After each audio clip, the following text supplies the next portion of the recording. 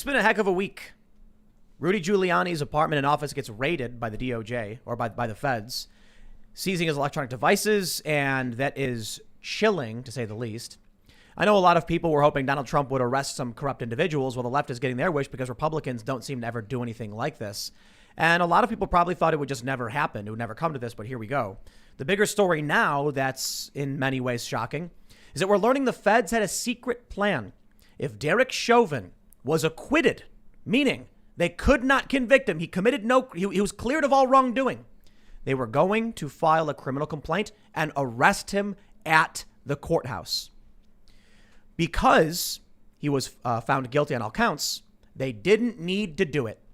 That's the way it's been framed in the media. What does that mean, need to do it? Why would you need to arrest a man who was found not guilty on all counts? Because it's not about whether he's guilty or not. It's about the mob just getting some kind of symbolic retribution against the police. And that sacrifices Derek Chauvin and the remaining officers. See, now that he's been found guilty, they're sending the case to a grand jury who very well may say no crime was committed and then it just disappears. This is shocking. Justice in this country is gone. And I mean, the system just keeps falling apart.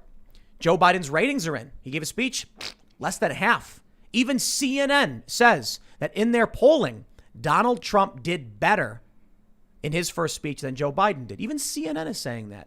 Granted, CBS is saying 85% of those who watched Joe Biden speak were, felt good or liked what he had to say. 85%, except his ratings were dramatically down from Trump's speech. Not particularly popular. And now we got another story out of Seattle. 200 officers have resigned. This is crazy, man.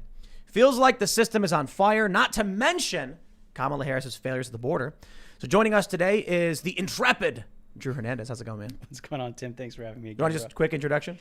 Yeah, well, my name is Drew Hernandez. For those that don't know me, I'm the host of Drew Hernandez Live on YouTube. You can follow me on Twitter, Drew H Live. I'm sure you've seen some of my viral footage covering the riots in 2020 and going on in 2021. Now doing a lot of, you were covering the border. The border. Yeah, a lot at the border. We're going to get into that tonight as well. A lot of stuff that, this isn't like, before I talk about this tonight, I just want people to understand when I talk about the border, this isn't like some kind of like conservative talking point type of thing, smearing the left or smearing Democrats. This is a serious issue. I don't care what your politics are. You should seriously get behind some of the things that you may have never heard tonight, because obviously Kamala Harris isn't doing anything about it. So absolutely, we're gonna have to get into that later in the show. Right on. We got Ian. Well, hello everyone. Ian Crossland here at Ian Crossland and at iancrossland.net. If you'd like to follow me there, check it out. Yeah, and I'm over here in the corner pushing buttons. I'm Sour Patch Lids. This is freaky, man. We did a show yesterday with Jack, and it was just like it was not, it went well beyond raining on someone's parade. It was, what do we say, acid rain, and Acid fire rain. and brimstone. People screaming as their skin melts in front of them. It's just not raining on a parade, man. The parade's just engulfing in flames, and wow, these stories are freaky. So before we get started, head over to timcast.com, become a member. There's a big blue button in the top right. It says members only. Click that button and you can sign up. Then get access to this amazing members only area. You should check out some of the conversations we've been having. We had a very serious conversation with Jack last night about what the founding fathers would be expecting today. And it is a pretty brutal conversation because I think most people would assume the founding fathers would have done something very different at this point in history had they been around. But we do bring up some interesting points about the modern state of warfare, 5th generation, 4th generation, etc.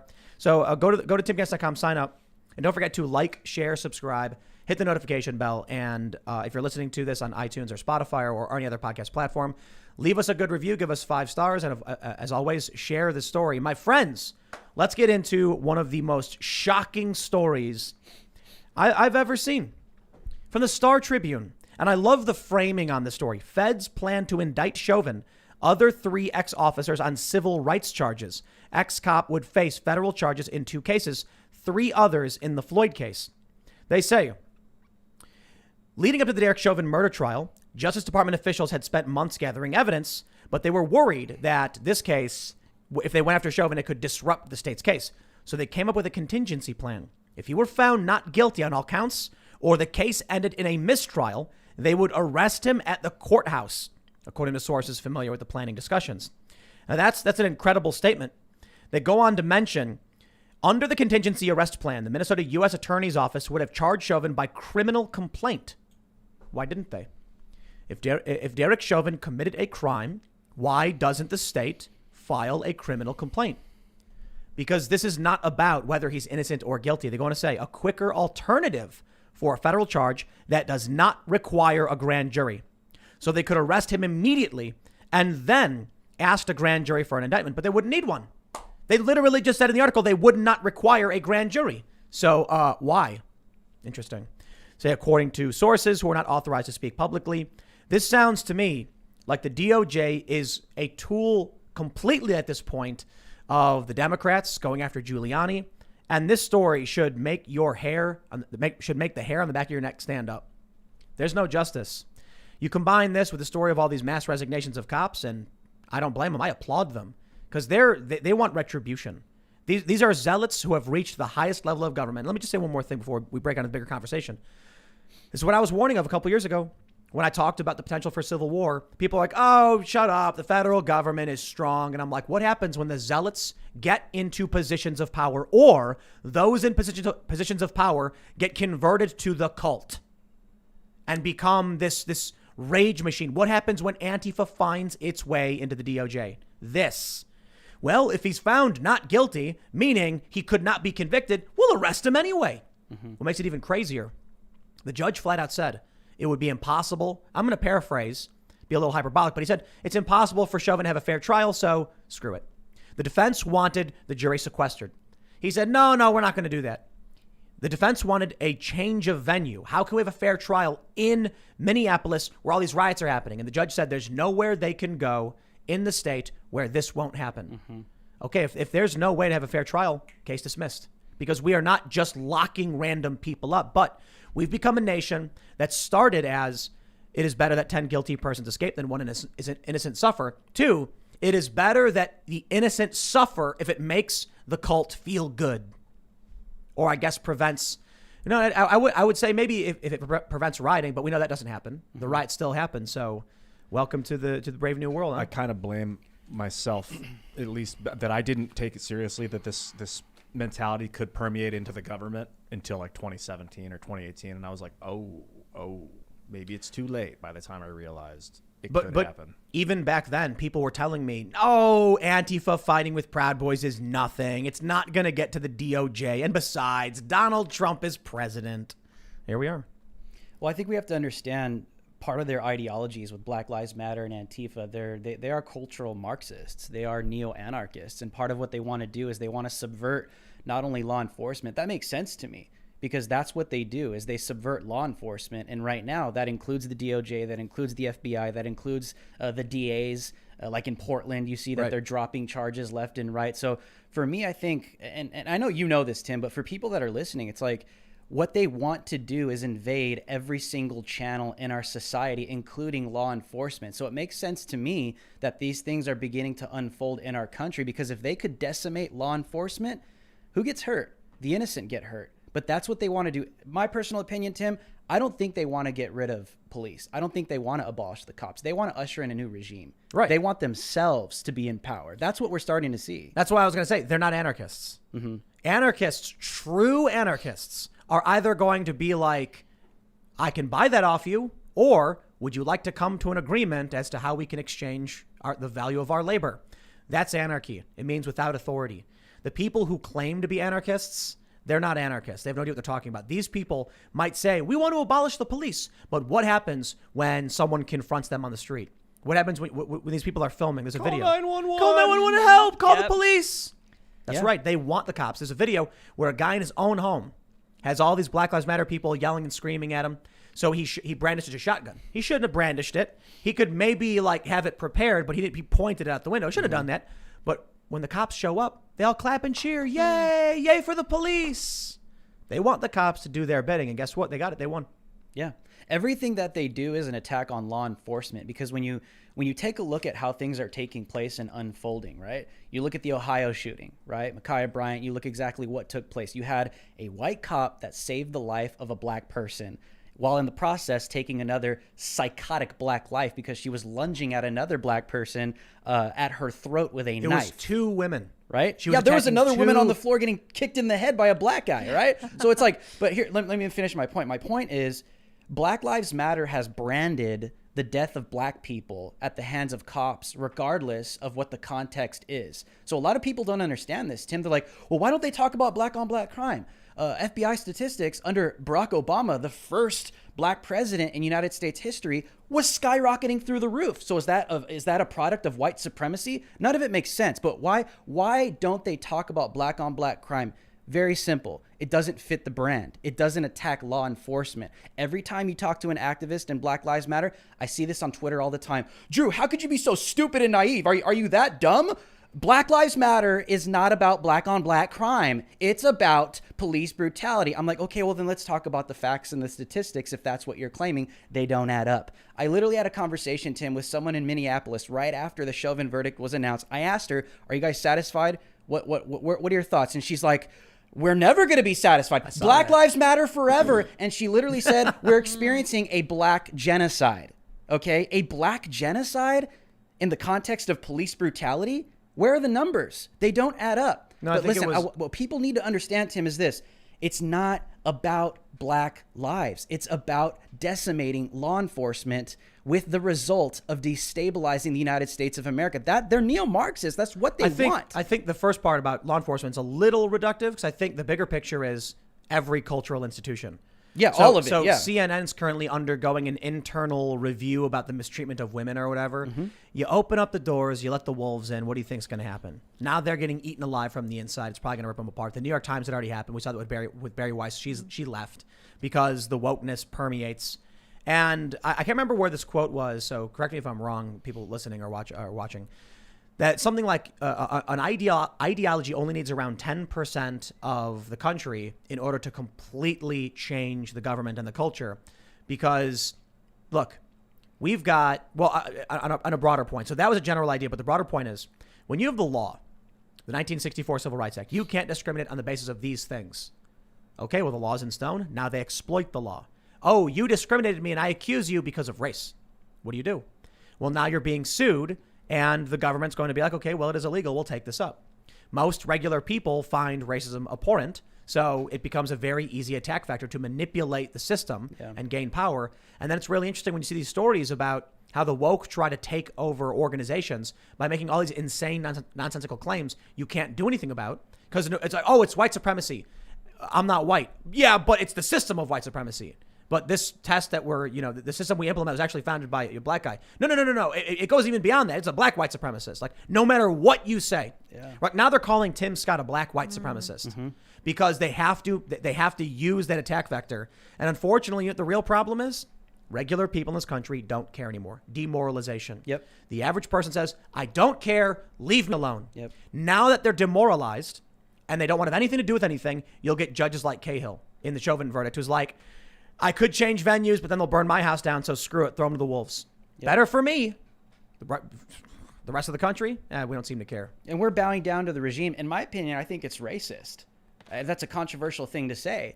It's because these cultural Marxists, they always have a villain, right? In historical Marxism, there's always a villain, the people at the top, and there's always the victims. Right now in 2021, they are making the minorities the victims. And who are the villains? White people. That's all you're seeing everywhere in Disney and Nickelodeon, everywhere you see, Tim. I gotta say this because... Whoa. Before you move on that point, that's not true. It is true. Why they're calling Tim Scott a black white supremacist? They're attacking Candace Owens, people like Tim Scott. It's more about people who believe in American values. They're using white as an attack vector because the majority of the country is white. But let me finish. But clearly, when you get Latinos and Asians and black people, they attack them in the exact same way, and it makes no sense. But let me finish my point. My point was, this is why I said I think it's racist. Because no matter what you do, no matter what you say, they'll always blame it on white people. But the key factor is we have to keep the victims where they are. if you're a person of color, I'm going to use their terminology. If you're Hispanic, if you're black, if you're Candace Owens, if you're Tim Scott, it doesn't matter. We'll call you a white supremacist because the factor is we have to keep you as a victim. That's why I say this is racist as hell. The racists are on the left because they always want to paint someone like me as a damn victim, that I'm always down in the dumps. And Joe Biden stands up after the Chauvin trial verdict and tells the whole world, blacks and browns are living in fear of going to the grocery store. Blacks and browns are in fear going to sleep at night. And I'm sitting there watching the TV, living a great life. I am not a victim, Tim. I will never be a victim. Racism is real. I've experienced racism in my own life. My little sister is a victim of physical assault from an ex-cop who is a white supremacist and a racist. So is my mother, okay? I grew up with this stuff. And I got to say this because I've experienced it, but I'm not the type of woke-tarded left Wookiee that just sits there and says, well, we got to just smear all white people because we will forever be victims. That narrative is coming from an elitist mentality that is telling us that we are victims and we will continue to be victims, and there's nothing we can do to get out of it. Listen, even Black Lives Matter, right? I know it wasn't done right. She's a multimillionaire. Who? The co-founder. Right? What's her name? Patrice Coolers. Patrice Coolers is a multimillionaire because she's a grifter. She's branded the death of black people. So she's living the high life. Why does the mainstream media have to continue to censor those stories? Because they have to keep the narrative that a black person is still a victim. There's two things. One, as we've seen with CNN and New York Times and other outlets, they're effectively infiltrated by cult members who want to push the narrative for the sake of pushing the narrative. But at the top, you have the capitalistic interest of, we make money when we push this narrative, and if we tell them a counterpoint, we will lose money. I've experienced it firsthand when I worked for Fusion, ABC News, Univision. They said we side with the audience. So if you keep telling people there's something that's true, you keep saying Black Lives Matter, and then one day a story comes out, Ma'Khia Bryant, she got a knife. Well, you can't report that story. It'll piss off the audience you've cultivated. So they don't. Yeah. They ignore that. It doesn't stuff. fit the brand. Exactly. Minorities, victims. Black people could do nothing for themselves. Latinos and Hispanics could do nothing for themselves, to the point of not being able to be educated enough or funded enough to go get an ID to vote. But listen, Tim, this is what they say I am in the mainstream media as a person of color. They say I'm too stupid to get an ID, that I'm too poor to get an ID. They tell me that I'm scared to go to sleep at night because I fear cops are going to knock down my door and kill me in my sleep. That's not who I am. And I got to be extremely passionate and aggressive against this because, listen, I've never been someone to say, hey, I'm this Hispanic conservative Latino guy. Follow me. I was telling Lydia this in the car earlier on the way here. That's never been who I am. But now I've come to the point where I'm like, if I don't speak up for myself, these damn Democrats and radical leftists will brand me. They will brand me. They will speak who I am. They will tell me who I am. They will say who I am. They'll say that I'm a victim. They'll say I'm too poor. They'll say that I'm not smart enough. They will brand me and label me these things. And if I don't say anything aggressively, then that's who I will become in the eyes of millions of people. Thank God I have the platform right now to say these things. Listen, let's do a poll. How many people in the chat agree with me right now with what I'm saying? Drop a 1 in the comment section below. If you are sick of these damn politicians branding who we are, let's use their labels as people of color. I'm not stupid, Tim. I'm not too poor. I am successful. I am strong. I am godly. I am someone that could actually do something with my life. And right now, I will never sit here and say, I speak for all people of color. No. I speak for myself. But what I can say is there's a lot of people out there in the country, Tim, that are sick of this victim mentality stuff because that is not who we are as people. Not enough of them. Not enough. So yeah, maybe right now you got this platform, but the truth is the people who are watching this show are, most of them, likely watching it because they already agree with you, and that's the problem. So there's a lot of people who watch this show and many shows like it, and they agree and disagree with me on many things, but it's a good conversation. But they know exactly what you're saying. That's why they're here. But how do people not see that that's racist as hell, Tim? Because to sit there and continue to paint minorities as too poor and not smart enough, it's ridiculous. The issue is exactly that's my point. And people don't realize that they're being lied to. When are people going to wake the hell up? This is a narrative that's causing you to believe something that is racist within itself. How many times are you gonna? How many times? They don't care, are dude. They gotta care, Tim, They because don't. I'm getting sick of this happening to our communities. They keep painting us with these stereotypes. It's coming from the left. Listen to Joe Biden. He's literally the person that's peddling these narratives. Kamala Harris, blacks are too poor. Brown people are scared to live in this country. They could do nothing for themselves. That's not true. I can do something for myself. I'm an American. I can do things. People are sick of this garbage. And I just got to be passionate, Tim, because you know what, I think people are sick of this stuff, dude. And me, all for one, I disagree. these people aren't speaking for me anymore. I disagree. I think you're mad about it. I think I'm mad about it. I think Ian is. I think Lydia is. I think most people who come on this show are mad about it. And then we've even had some people on this show who just don't care, and they know. People who are more likely on the left, and they're like, yes, so what? And then we get most Americans who just want to fit in, some who are too stupid, some who are too demoralized, and some who know exactly what's going on, but better to keep your head down than get it chopped off. Oh, they're cowards. Absolutely. They're cowards. These people are cowards because, listen, let's talk about the border right now. These people claim to care about Latinos. They care about Hispanics. They care about us, these politicians. I don't care you're left or right. What's happening at the border is crimes against humanity, okay? Joe Biden called. He's on record running for president. He said we need to immediately surge the border. And in context, he was speaking directly to Central America. This has caused even He said surge he the said border. we need to immediately surge the border on the debate stage, speaking directly to Central Americans. That's not fake news. That's not out of context. You can find the clip right now. That is exactly what he said. That is who he is. So now we have an influx. The worst numbers we've seen. DHS, Border Patrol, every single one that I've interviewed, they all say the same exact thing. The same exact thing. These are the worst numbers we've seen in the past 20 years. And Joe Biden caused this. The Democrats want this. They're continuing to allow this to happen. The reason why Kamala Harris will not go down to the border is because they know that they want nothing but votes. That's all they want. All these Central Americans are nothing going to be people that are going to be legalized in order to vote for generations to come for people to vote for the Democrat Party. All we are political pawns. They don't care about Latinos. They don't care about Hispanics. They only care about their own political gain. That is who these people are. And there are even Republicans. I know people aren't going to like me saying this, but Republicans take this narrative and they only use it as a talking point to score political points with Latinos that care about this stuff. I'm saying this stuff because this is the reality of what's taking place. We literally, the atrocities are insane, Tim. People coming from Central America because this president caused this.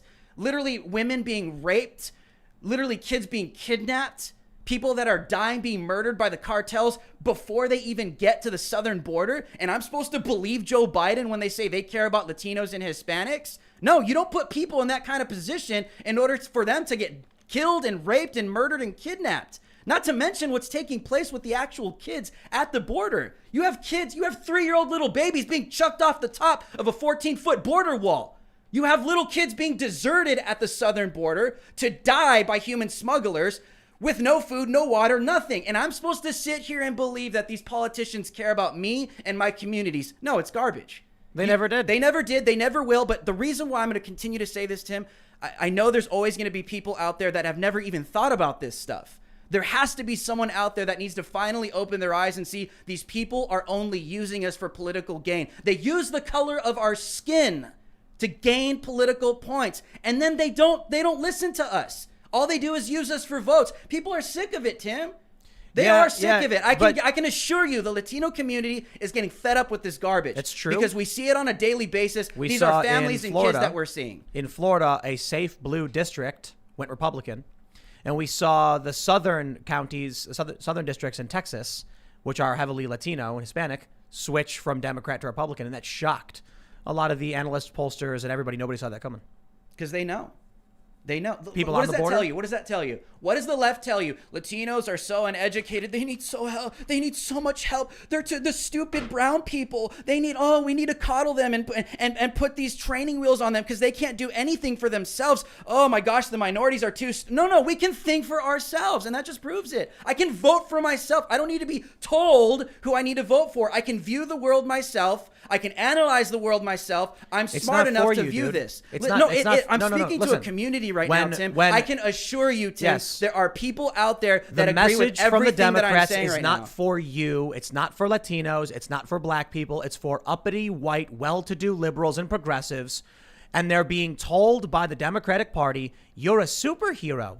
The poor brown people need your Yes. help. They don't care about what you think. They're not saying these things to convince you of anything.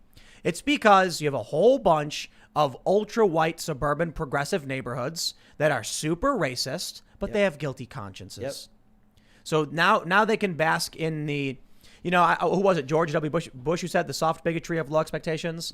Now it's the hard bigotry of no expectations, which is they straight up think y'all, I shouldn't even say y'all, because depending on the time of day, they might say the same thing about Asians. They think, oh, the poor minorities. But then the moment you say anything to counter them, they say, you're actually a white supremacist. Yeah. They don't want us successful because once we become successful, we don't fit their racist narrative anymore. Okay? This is I'm living this right now. Like I've been saying, people can tell I'm not a victim. I'm successful. I know what I'm doing. But now because I don't fit the narrative, like you said, they'll call you a white supremacist. I was literally called the other day a Mexican white supremacist Russian asset. Huh. Okay, so that's like the All new of them. narrative. Listen, all of them all in one, right? So it's like, but they don't realize that they're racists because you guys claim that you want minorities successful. You guys claim that you want us on the same level as white people, which is, in my opinion, a racist kind of like platform to begin with. But okay, I'll give you that. But once I get there, I get censored. I get called a race traitor. I get called a traitor. I get called stupid. I get called, like I said, a Mexican white supremacist Russian ass. So it's interesting because these people claim to care so much about minorities, but the moment a minority starts to get on the next level and begins to speak for himself or herself, they just get shot down. They get told to shut up. So it's like, you people don't care. What I'm trying to say is that's racist within itself because you are not wanting minorities to progress because once we do, you destroy us because if you don't have us down, you have nothing to cure your damn white guilt or whatever your guilt is that you have in your heart. People need Jesus, Tim. What's the solution when people already seek out information and know these things, and other people just don't want to? Like I have friends who, the moment you raised your voice, would tell you to screw up and they'd walk away. Yeah.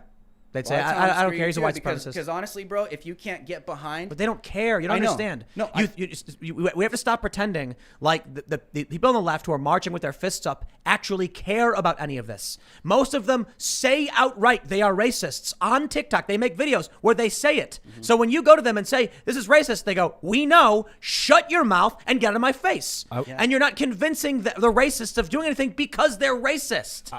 I would bet that for every person that's like, I can't take it, it's too much, 10 people will be like, whoa. Because what you were saying was enlightening. I already knew that stuff, but it was like wiring my brain. It is racist to say that black people have it rough. You're subjugating them by saying that's an oversimplification. To say that they're on a weaker level or unable is racist. Especially for little kids that hear that. And they're like, you're 3 and 4 and you believe it implicitly. Oh, so I am a victim and I am going to have a hard life. Then you just live a hard life. You seek out your self-fulfilling think prophecy. about what the average person who's been told this will do. Let's say you have 2 people. One person is told when they're growing up, no matter what happens to you, it's your fault. No matter what. Take responsibility for literally everything.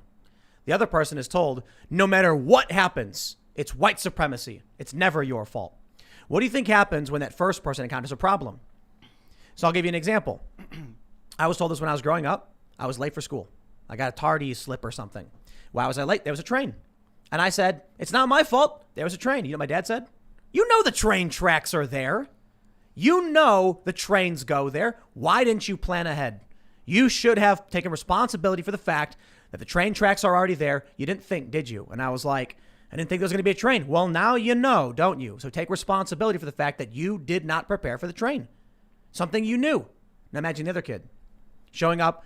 It's not fair because the train came, and it's because the system of this country is white supremacist. So they decided that they could build train tracks through low-income neighborhoods, and that means that poor people are stuck waiting for trains. Now they're not going to do anything to solve their own problems. When people are told it's not your fault and there's nothing you can do about it, then they don't do anything about it. When other people are told, maybe it's not your fault, but you need to figure out how to solve the problem, they will. Maybe the answer was, I drive to a mile down till I find the bridge and then, go under or over or whatever. Maybe there's a solution to the problem. Maybe you leave 10 minutes early. Maybe you leave 20 minutes early.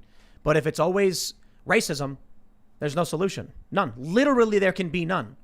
Because right now, this country is majority white. It will be for a long time. So they've created a problem with no solution. So long as they keep telling people this, people will just keep sitting there sitting in it. But the bigger point, I suppose, is that the woke leftists, even people I know, even people in my family, my extended family, I see these photos of them marching with their fists up, and I'm like, they don't know what that fist means. They don't know the origin of it. They don't care either. They are vapid, lazy, entitled, and they are only out marching because we're in with the crowd. Hey, this is what my friends are doing. You could ask them any question about police brutality, gun violence. They won't be able to answer it. And then you know what happens? Afterwards, I tell you this, because I've been to these protests. Go to one of these protests and see one of these average people marching.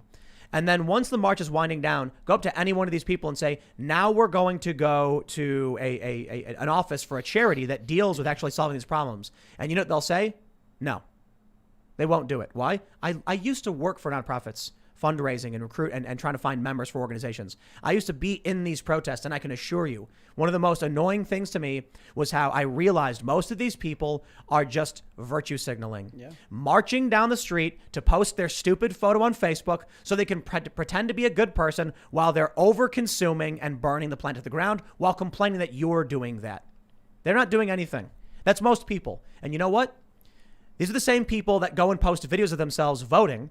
And I had friends who were like, here's my ballot. I voted for Biden. Watch me go vote. And they would like put it in the mailbox. And I'm like, you're a fan of Biden, huh? Quick, name his policies. And they'd be like, oh. And I was like, as a joke, right? Name all of Biden's policies. How about the one where he created that crime bill? They have no idea. And they say, well, it's not about Biden, but, Donald Trump is pretty bad. Okay, why? Why is he bad? No, for real. I got some opinions on why he's bad. Can you tell me yours? Well, he lies all the time. What do he lie about? Dude,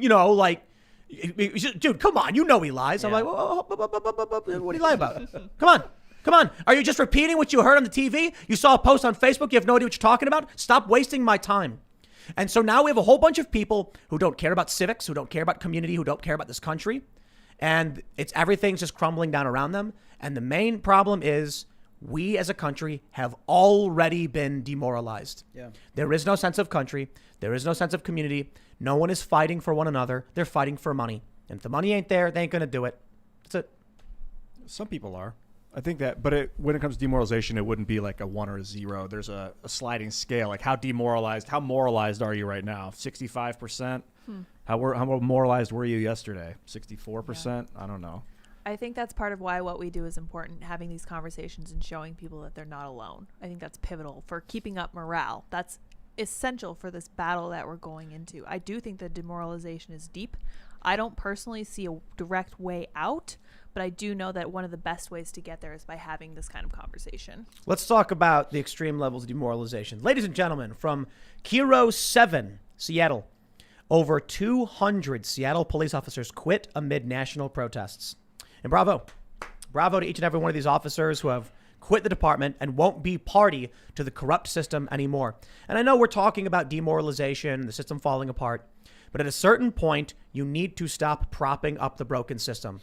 Part of the demoralization exists because these people who march through the street with their fists in the air have never had to deal with any real problems because they just call the police. Police do it for them. They don't actually know or care about the police. Most of these people in these big cities never interact with police, but they hate them. It's remarkable. You ever actually talk to one of these guys about their job? No. But I hate them. Great. Well, over in Seattle, they say SPD said more than 200 officers have left their jobs since last year. The departing officers have cited what they call as anti-police climate in Seattle. The city council police policies and disagreements with police department leadership.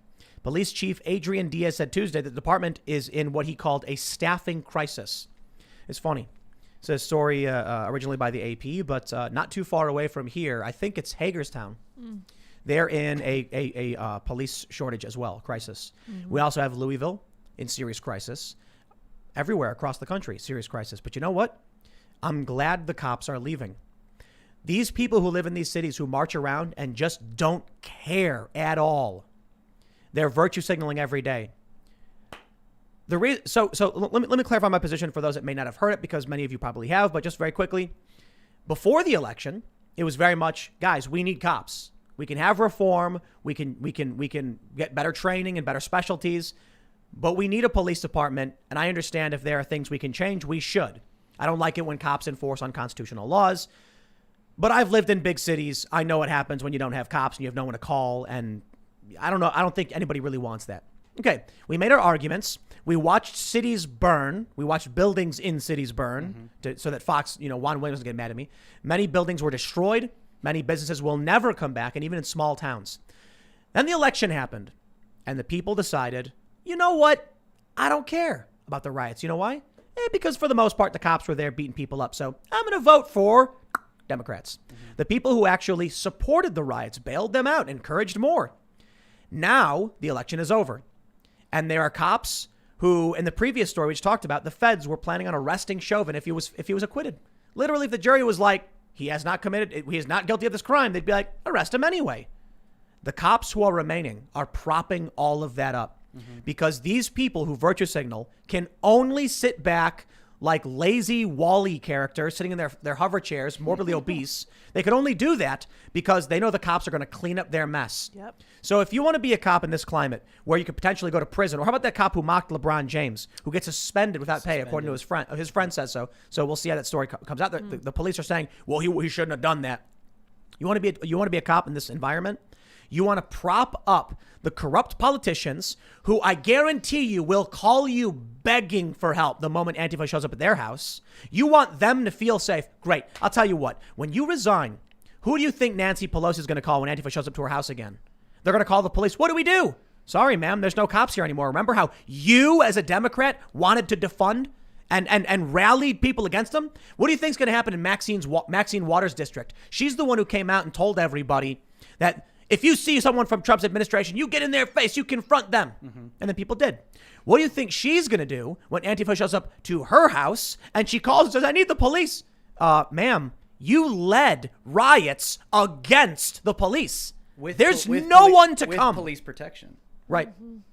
And then you see LeBron James. On the ground. Imagine this. I love this. LeBron James, there's a photo of him in New York, and he's got all these NYPD guys guarding him. You want to know what's really funny? Those cops who protect, I'll tell you this, there's two groups of cops in New York. The cops who protect LeBron from this point forward, because that photo's probably old. The most pathetic, sniveling, groveling, spineless losers. If I was a cop and I got a call and said, hey, we got LeBron James coming in, can you guard him? I'd be like, no. Nice try, dude. He's on his own. He doesn't want our help. What's going to happen? Someone's going to pull out a knife. I'm going to try and save him. He's going to get mad at me? Not going to happen. But then you had these cops in New York who were guarding the Black Lives Matter mural. Now, I love this. You know why? The mural was illegal. It was literally a crime to paint the street. De Blasio did it without a permit, using taxpayer dollars, and then put 27 cops to guard it. Yeah. And people were protesting and throwing paint on it, and the cops would arrest them like sniveling little losers.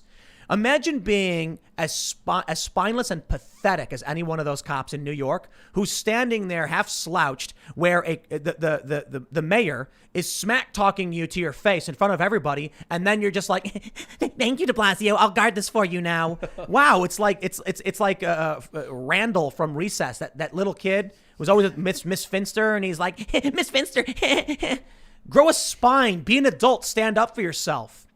It was disgusting to see cops literally arresting protesters to defend something that was spitting in their face.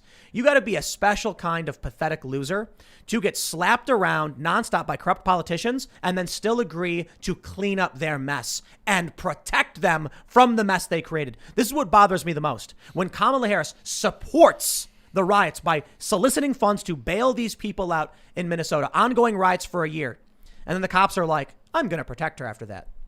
Where is any one of these people with principle? They don't exist. So I'll tell you what really scares me. The cops that are leaving are the good cops. The ones who are saying, I'm not going to defend these corrupt politicians, these celebrities. And the ones that are remaining are like The cops that remain on the force, overwhelmingly, not every single one, there's probably other reasons, but overwhelmingly, as I said the other day, are the guys who are going to sell out their own mothers for cash. They don't care about community. They don't care about this country. They don't care about the Constitution. They just care about money.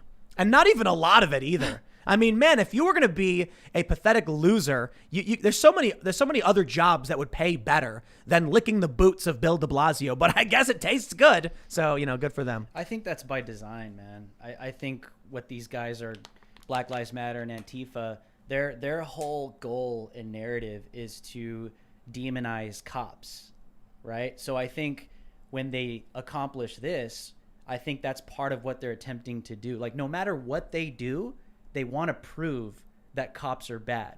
So you get conservatives, right? You get these back the blue people that view stuff like that, what you're describing, right? They see cops defending Black Lives Matter. What does that do? That paints in the mind of that individual that, wow, these cops are horrible. That, in my opinion, I think that further pushes their agenda and their narrative, because when you see those optics on TV and people are experiencing this stuff, it further demonizes police officers, even if they're good cops. So honestly, I think Antifa and Black Lives Matter do that kind of stuff on purpose, because the optics of that brings you to a conclusion to what you literally just said to a lot of people that don't realize that that's by design. I would be willing to bet that that's by design. I'm in favor of abolishing the police at this point. Not for the leftist reasons where they're screaming racism or whatever, but because right now as it stands, if a leftist extremist gets arrested, the DA will say, sorry about that, buddy. I'm so sorry the cop arrested you. You can go home now. No charges.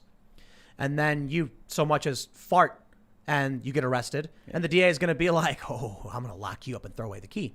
So the cops are like, I'm just a neutral enforcer of the law. I arrest Antifa and I arrest the people on the right too. And then the people on the right go to jail and get solitary confinement. And the people on the left get let out and do it again. The cops, it's the banality of evil. Shuffling, I'll put it this way. Someone exercising their constitutional right to keep and bear arms in a state like New Jersey. Those cops with a smile on their face will lock you up in 2 seconds. Yep. And the DA will laugh as they bang the gavel and say, shut your mouth, you're going to prison because you can't bear arms in New Jersey. You literally cannot bear arms in New Jersey, period. This is a state where they say you have to have a qualifying reason to be able to bear arms. So pretty sure the right to bear arms has already been infringed. Now you can keep them if you go through a process and they're in your home and they're, in a safe. And if someone breaks into your home, you run away, but you can't run away with the gun because you can't bring the gun outside. So if you're in your house in New Jersey and someone breaks in, don't grab the gun, run away because you're legally required to. Think about the logic there. No joke. In New Jersey, you have to retreat from your own home. So what's the point of having the gun? You can't. So here's what happens. How do you go to prison if you're bearing arms in New Jersey? It is a police officer who will gleefully arrest you, and it's happened. It happens to a lot of people. A lot of good law-abiding citizens simply make a mistake. One story I was told is that in Pennsylvania, you can bear arms. And if you live in Philly, the New Jersey side is literally a 5-minute drive. What happens if you take the wrong ramp? What happens if you're in Philadelphia with your legal gun and you take the wrong exit and you go, oh no, I'm crossing into New Jersey. It was an accident. I don't want to be here. And then you pull off the bridge and you get pulled over and they say, too bad. That cop's going to smile as you get a felony and go to prison or have your life destroyed. They will smile. And you know what? I'm sure they'll smile as they arrest Antifa. And the Antifa will get the charges dropped and they'll get let go. And then you'll get to go to prison. So at this point, I'm just like, the remaining cops are not good cops. I'd rather be responsible for myself. If Antifa can burn down buildings across this country and get away with it, I need to defend myself. And that's why I started buying weapons to protect my home and myself, as is my constitutional right. And the last thing I need is a cop who can't enforce Antifa, but will gladly lock me up if I try to exercise my rights in the wrong place. It sounds like it's more a problem with the DAs, because the cops are just impartially arresting criminals, whoever, whether you agree with the crime or not. But then the DAs are letting these people go. So it's putting the cops in a bad place. The cops are the ones who are enforcing it. Well, they're just the DA isn't showing up at my house and threatening to arrest me. No, the DA is letting the criminals go. Right. Yeah. So if there were no cops enforcing unconstitutional laws, we wouldn't have to worry about it. The DA would sit there crying with no support. But wielding the power of law enforcement allows them to selectively enforce political ideologies, and they're doing it. So last year, the argument was stand up for the police and vote. When that didn't work, at this point, the cops are clearly just getting good citizens arrested and charged, and Antifa is getting let go. Not just Antifa, but extremists on the left, Black Lives Matter. We had in Portland, I think, there were like 4 people charged with felonies, and the feds charged them. And the moment Joe Biden gets in, all charges dropped. And there's only so then you look at what's going on with Proud Boys or whatever they get arrested, or Kyle Rittenhouse, or Chauvin. I think the Chauvin thing's hilarious because he is a cop, but you look at Kim Potter. So long as the police are willing to enforce this, they need to wake up and realize they may be neutral enforcers of the law, but after the arrest, the DA is a political actor who will let their friends go and lock up anyone who opposes them. And it's only possible because cops are doing it. I tell you what, I'm done with it. The cops were unable to stop the riots. I'd rather defend myself. Y'all can go home now. To all of these cops who are resigning, these guys are good people. They're good cops. They're respectable. They're refusing to suffer the indignity, and they're refusing to lick the boots of these corrupt politicians. But the ones who remain, these people are crooked as they come. No principles. They care not for their community. They would stand there guarding an illegal mural painted with taxpayer dollars without the approval of the taxpayer, and arrest people who challenged it. It's I think it's too extreme to make judgments on who they are, because you might have trash humans resigning from the police department right now. Yeah, it's a generality. Amazing people staying on the force with limited options or, some altruistic motive. Ian, if I told you, like, if someone came to you and they were like, you have to brutally, mercilessly beat a child, otherwise you have to be homeless, which would you pick? Oh my God, I'm not beating a kid. So what if they said you have to, here's an old woman who has a 9mm in her purse.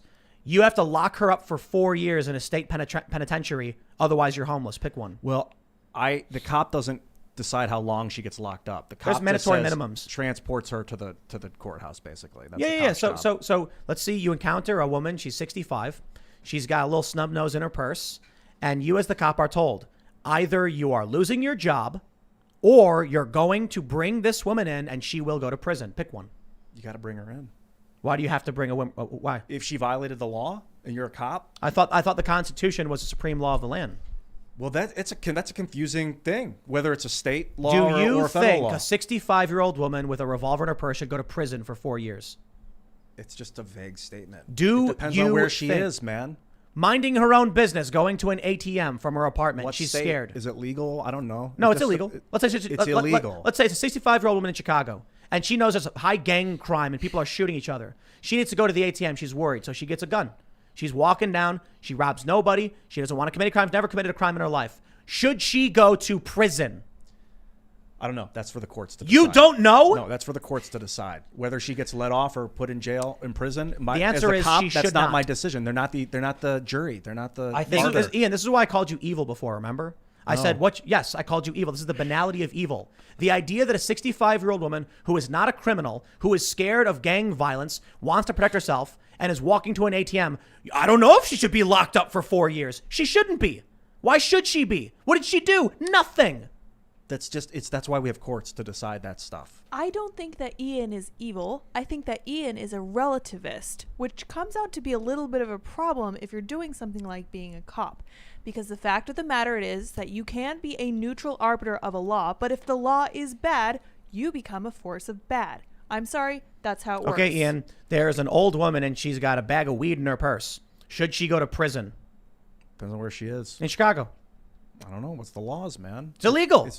The whole go to prison thing is up to the court to decide. There are mandatory drug minimums in Illinois. That's Should extreme. an old lady who has a small amount, I think they decriminalized, but should a person who wants to imbibe a psychedelic go to prison for choosing to do so? The answer is no. I don't think Unequivocally, no. I don't agree with those laws, but they are the laws. So we have to change the laws to stop putting the pressure on the cop. Cop has every right not to enforce a law, but you got to be careful with that if you're a cop. Cops can say, go home, kid. Yeah. Ma'am, you can't have that. You got to get rid of it. You can submit it to the police station. You can turn it in, but you can't have it because someone else will lock you up. But probably if you... How about when the cop in New Jersey stopped the woman who crossed the bridge, because this is a story I was told at one of the gun shops out there, instead of arresting her and getting her and processing her and then her getting charged with the felony, he could have said, ma'am, I'm going to give you an escort back to the on-ramp to go across that bridge back to Pennsylvania. You can't bring that weapon into the state. Does that sound okay? Okay, ma'am, please, let's go. Instead, what did he say? You're under arrest. I gotcha. And then he brought her to the station, and she gets to go to prison. Why? Because she crossed the bridge. Amazing. That is the banality. I mean, that's outright evil. The banality of evil is when a cop is like, I don't care about the Constitution. I don't care about morals or principles. I just think, who cares? You get arrested. Let me jump in this, okay? So I just want to speak to police officers right now and just give you like a real quick biblical perspective. You know, we're living under an unrighteous government that is facilitating and enabling pure lawlessness on a grand scale, regardless of whatever state you find yourself in. You know, the biblical mandate for a police officer is literally in Romans chapter 12, God's avenger that is mandated to execute righteous judgment or justice upon evildoers. So what I want people to understand and think about right now, especially if you're a police officer, you're going to have to really make a decision. And I know this is a lot easier said than done. And I'm just giving you some kind of like pastoral counsel right now. You guys know what I'm talking about. You're going to have to make a decision right now whether you are going to be a vessel of lawlessness and execute unrighteousness under an unrighteous, lawless government, because that is what you are literally becoming. That's where America is, because they're not executing righteous judgment. Or you're going to have to make a decision and walk away from what this system literally is right now. And like I said, I know that's a lot easier said than done. You're thinking about your family, you're thinking about your future, you're thinking about your kids' schools, you're thinking about your reputation. But I got to be honest with you, man, like in terms of what God has called you to be and to do, you are now heading in a direction where you are not God's avenger of executing righteous judgment on evildoers. You're actually becoming the opposite. You're actually becoming the evildoer to execute unrighteousness on the innocent. So I say this to say this is you're going to have to make that decision as to what you want to be a part of and what you become right now in 2021 moving forward, because right now things are not getting any better, and you're going to have to make some serious sacrifices and really, you know, place your faith in where God really wants you to be. Because how do you want your kids to view you? How do you want your legacy to become? Because right now, I'm going to be honest, this is what separates me, Tim, from a lot of other conservatives like in the movement. I am not a 100% back the blue guy. These people hate me for this. I get all kinds of messages. The hell's the matter with you? What do you mean? That's what we believe. I'm like, no. Because when you end up in a police state, who the hell is the police, right? Those are my views. Like for me, Tim, I agree with you, right? I agree with you with what you're saying. But what I want to add to that is police officers have to make a choice. I agree with you with what you're saying. Ian, let me ask you a question. You said that it depends on what the law is, right? The cop should just follow the law? Well, no, the cop has a moral judgment call to make. Oh, okay. So now you're saying the cop shouldn't just lock up an old woman who didn't commit. Well, I didn't say he should or shouldn't. It depends on the situation.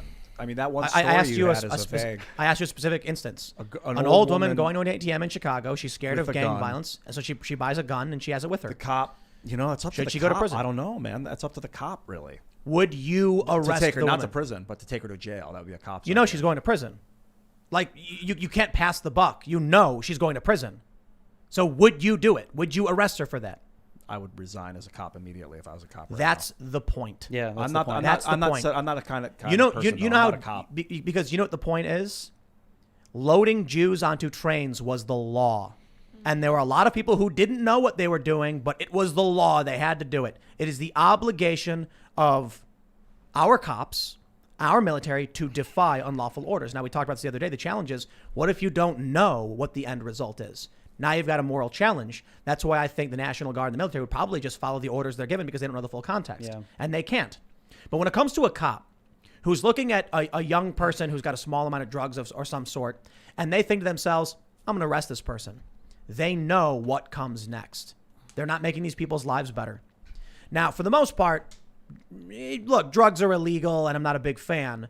I do think the war on drugs is bad. But specifically around the right to defend ourselves right now is my issue.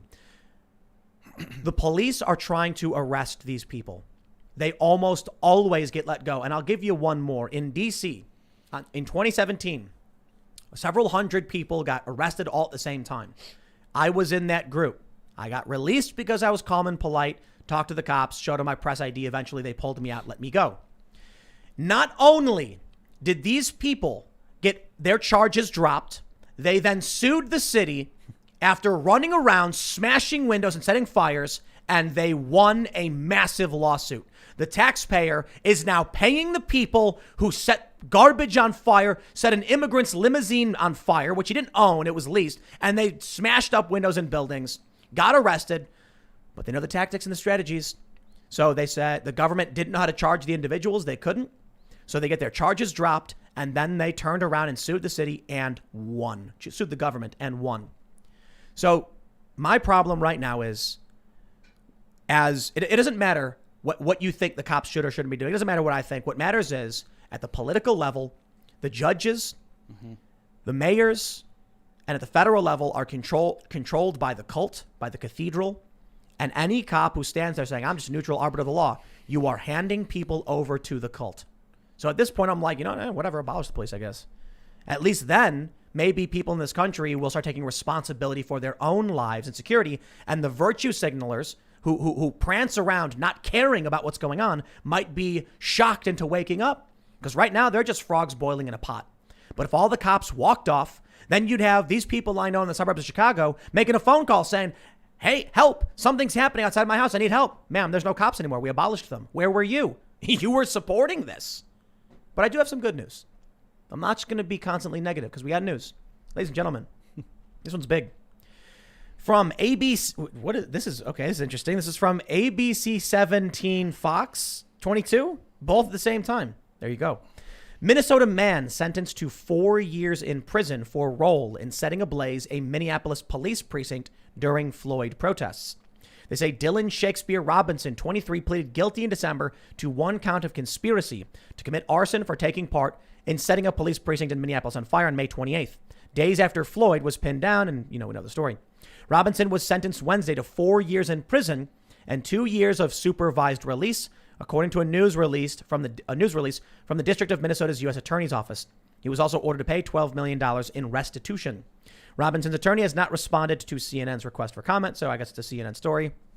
You want to know why this story is funny? Because he only got 4 years. But you want to know why he got any time at all? Why? Because he burned down the police station. That's right. Because when push comes to shove, the system will protect itself and not you. What about the people who burned down the sports bar? What about the people who threatened the guy in his home? And this was in Portland, a guy, he's got an American flag at his house. They go up to his house and start chanting, just random guy. And they start yelling, take the flag down or we'll burn your house down. No charges there. People in D.C., they actually got paid for it. So, You know this guy's he's a local celebrity, and you know that, right? Oh, they love him. Yeah. He's going to be a political prisoner. He's going to be a hero. No, when I was in Minneapolis a couple weeks ago, and specifically Black Lives Matter, because sometimes people throw BLM like very loosely. This was BLM in Minneapolis. One of the activists, one of the leaders, got up and was like, "You all know that some of these they're facing charges of arson because they burnt down that police station last year." She's like, "Yeah, you guys all remember that?" She's like, that stuff was effing epic. They love it. So what do you think happens? He's a celebrity in 4 or 5 years. Okay, so maybe Trump is talking about running again in 2024. Mm-hmm. I don't think Trump's got the gumption to actually get the job done. I don't.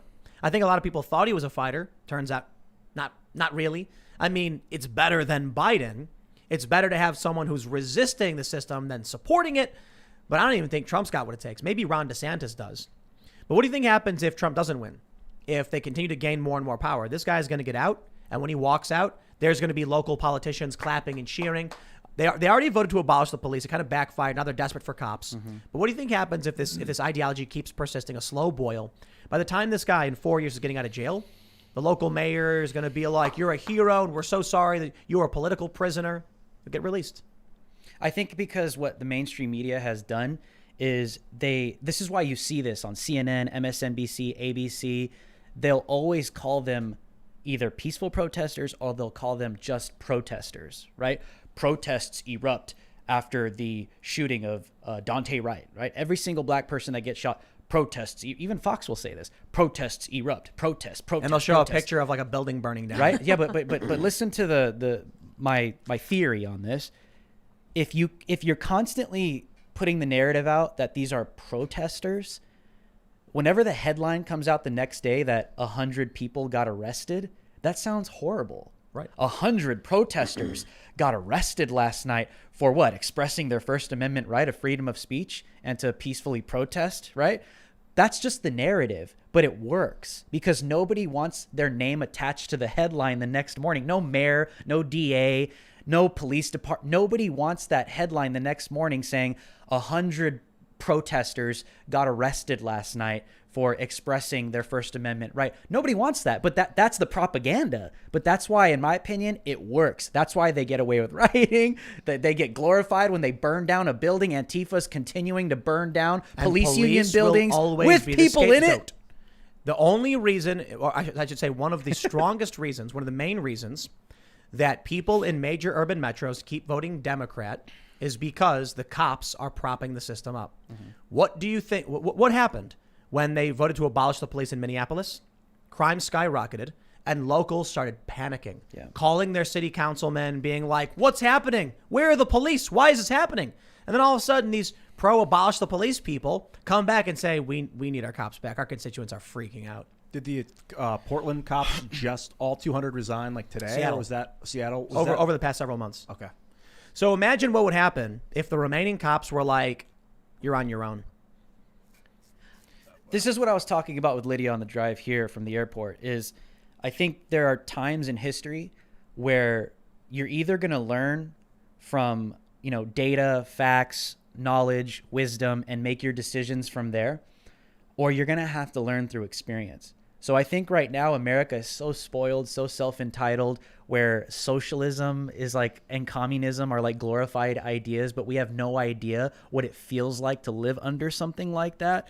I think right now we are going in a direction, Tim, where as a Christian, I believe we're either going to experience some kind of spiritual revival, people are going to come to Christ and things are going to change, or I think we'll probably have some kind of civil war. People are going to push back and say enough is enough. We're fed up with the communists. Get out of here, right? Or I think we're just going to have to continue going down this path. People are going to keep voting blue. People are going to keep supporting these radicals. People are going to keep virtue signaling, bowing down to Black Lives Matter and Antifa, right? And we're just going to have to get burnt. Because I think right now the country is going in the direction, like you said, Minneapolis, abolish the police. Oh, maybe that wasn't such a good idea. Mm-hmm. So I think on a grand scale, that's where we're going, where I think we're going to have to watch the Republic fall in order for us to pick up the pieces again and just say, that's look, what they want. I know that's what trust me. That was their mission. That's their mission. That's their goal. But people don't realize that. Like you said, like you were telling me earlier, people aren't listening. They just don't care. It's like, okay, well, you're going to care when these people are knocking down your damn door at night when they want to take your life and call you a white supremacist. But like I said, I think we're going down that path where it's just going to have to get to that point where people feel it. They feel what these ideas do. And until you get there, you're not going to really understand. So as long as the cops are still around to answer calls for the uppity white progressives who are leading the charge and making all this bad stuff happen, the same people who say abolish the police are the ones who yell, call 911 when they're threatened. And then who suffers? The poor, the minority neighborhoods, the ones who, according to Gallup, are saying they want more cops, but won't stand up and actually ask for them. I'll tell you this. Here's a simple compromise. If you're a cop, just don't answer any calls to these uppity progressive areas. If you get one of these, wealthy liberal areas saying, help, someone's breaking into my house, I'll be like, well, do you have a gun? No. Man, geez. I was I guess. I was talking about this with some of my buddies in Minneapolis, and I was just like, I don't know if I would say this out loud, but I'm gonna say it out loud. Would it have been better for Derek Chauvin to just let George Floyd go? Yes. Well, we don't know, because if he was really high on fentanyl and he was getting behind the wheel of a car, he might have killed a family. Yeah, that's true too. But I understand that, right? There's so many things that could go wrong, and a cop is obligated to think about that, right? But what I'm trying to say is I think cops are starting to ask themselves, was that even worth it? I mean, I am going to lose my life. I'm going to lose my family. I am going to lose everything over a guy that had a $20 counterfeit bill, and it led to the FBI going to come at the FBI was going to arrest me no matter what. Everyone agrees on at this point. Yeah. Well, I should say for the most part. The left has been saying that the whole time. Who cares? There's a $20 bill. Let him go. But there's a bigger issue. The guy was doing drugs behind the wheel of a vehicle. Mm-hmm. And now you've got some serious questions about, like Ian said, what if he hit somebody? No, I mean, I agree. I agree with that. Like, especially the way that I considering- think, that's the first thing that where my mind goes to. You have a fentanyl addict that could get loose in the community, and he could literally wreak havoc, right? But it would have been objectively better for the cops not to have responded, and from this point on, not to respond at all. Yikes. That's what I think people are asking themselves, and it's like I personally think the answer to that question is no. But I'm just putting that question out because I think that's what a lot of cops are beginning to ask themselves, and it's just another subversion of law and order. But it's such a crazy situation, because another thing that I wanted to point out, and I want people to understand, is all you hear from Black Lives Matter is that George Floyd died because he was black. Okay, even the head of the prosecution went on 60 Minutes the other night and literally claimed that this was not a hate crime, that they had zero evidence to prove that George Floyd was targeted because of the color of his skin. This is part of the propaganda that is leading to people burning down buildings, okay, committing mass looting, mass arson. That's all you hear, Tim. You know what I'm talking about. Whenever you're at a BLM rally or Antifa direct action, black people getting hunted, black people getting shot, black people are dying at the hands of police officers. It's a fact. It's a fact. The prosecution admitted George Floyd did not die because of the color of his skin. Keith Ellison said it. Why wasn't he charged with the head hate of the crime? prosecution? There was no evidence it was a hate There was no crime. evidence. Yeah, well, But look where we are. right. That's what I was Abolishing saying. It doesn't police, matter, does it? burning down buildings, rioting, causing over $2 billion of damage in 2020 alone over a lie. Drew, I honestly am starting to think that what happened in Minneapolis needs to happen to every city where these uppity white progressives are calling to abolish the police. You should have that moment of fear where you need to call the police and nothing happens. Yeah, I don't want riots. I don't want buildings being burned. I just want people to, they'll see someone walking through their neighborhood and they'll call the police, and the cops are going to be like, good luck. Yeah, that would be good if everyone had to psychologically experience the trauma of not having police. But my fear, I love the idea of police and military refusing to serve a corrupt regime. That I love that idea. Me too. But what terrifies me, if all the police vanish tomorrow and all these private cops and federal cops come in to fill the void, and it's worse than it was before. Why would it be worse? Because private cops don't have to adhere to the city. Okay, They so still have to adhere to the law. Supposed to, yeah. Ian, the cops that we have right now, people who are serving out bad laws, people who are doing unethical things, are essentially mercenaries. So you want to talk about someone who's paid to do something that's not moral, not ethical, and bats not a single eye when they're asked to do something like arrest a little tiny old lady? I think, Ian, you're wrong, because if someone calls Police Hut, I'll call, Policies Junior. Oh, yeah. And I'll have my Police Hut? Is that what you But said? you're Yeah. 2 months Police behind on your Policey Junior bill, so... Oh, I won't be. Yeah, no. Well, yeah, I but won't they be. might be. Tim's So, on so, it. so a lot of people are talking. I see a lot of comments where people are saying there will be a vacuum of power without the police department. Do you live in a big Democrat urban metro? Well, then I'll tell you this: you shouldn't. I left. We all left. We were in the Philadelphia area, and I was like, man, I see where this is going. I'm out. Am I really that worried about a power vacuum in the middle of nowhere where there's already no power structure other than people in their own homes on large multi-acre properties who are armed to the teeth? Ain't got nothing to worry about out here. Good luck coming to West Virginia and having a go with a riot in one of these neighborhoods. These people who live on West Virginia, there's Facebook group chats, there's text chats, and the moment they don't call the cops, they just text the group. They're like, hey, I saw somebody. Keep your eyes on the, on the lookout. Some of these people scare me. They're like, oh man, the cities are so lucky. Can't wait for these people to come out here. I'm like, nah, you don't want to say that, dude. No, That's no. freaky. We don't want that. But I'm not worried. No, I'm not worried in the least bit. We don't have a police station out here in the same way a city does.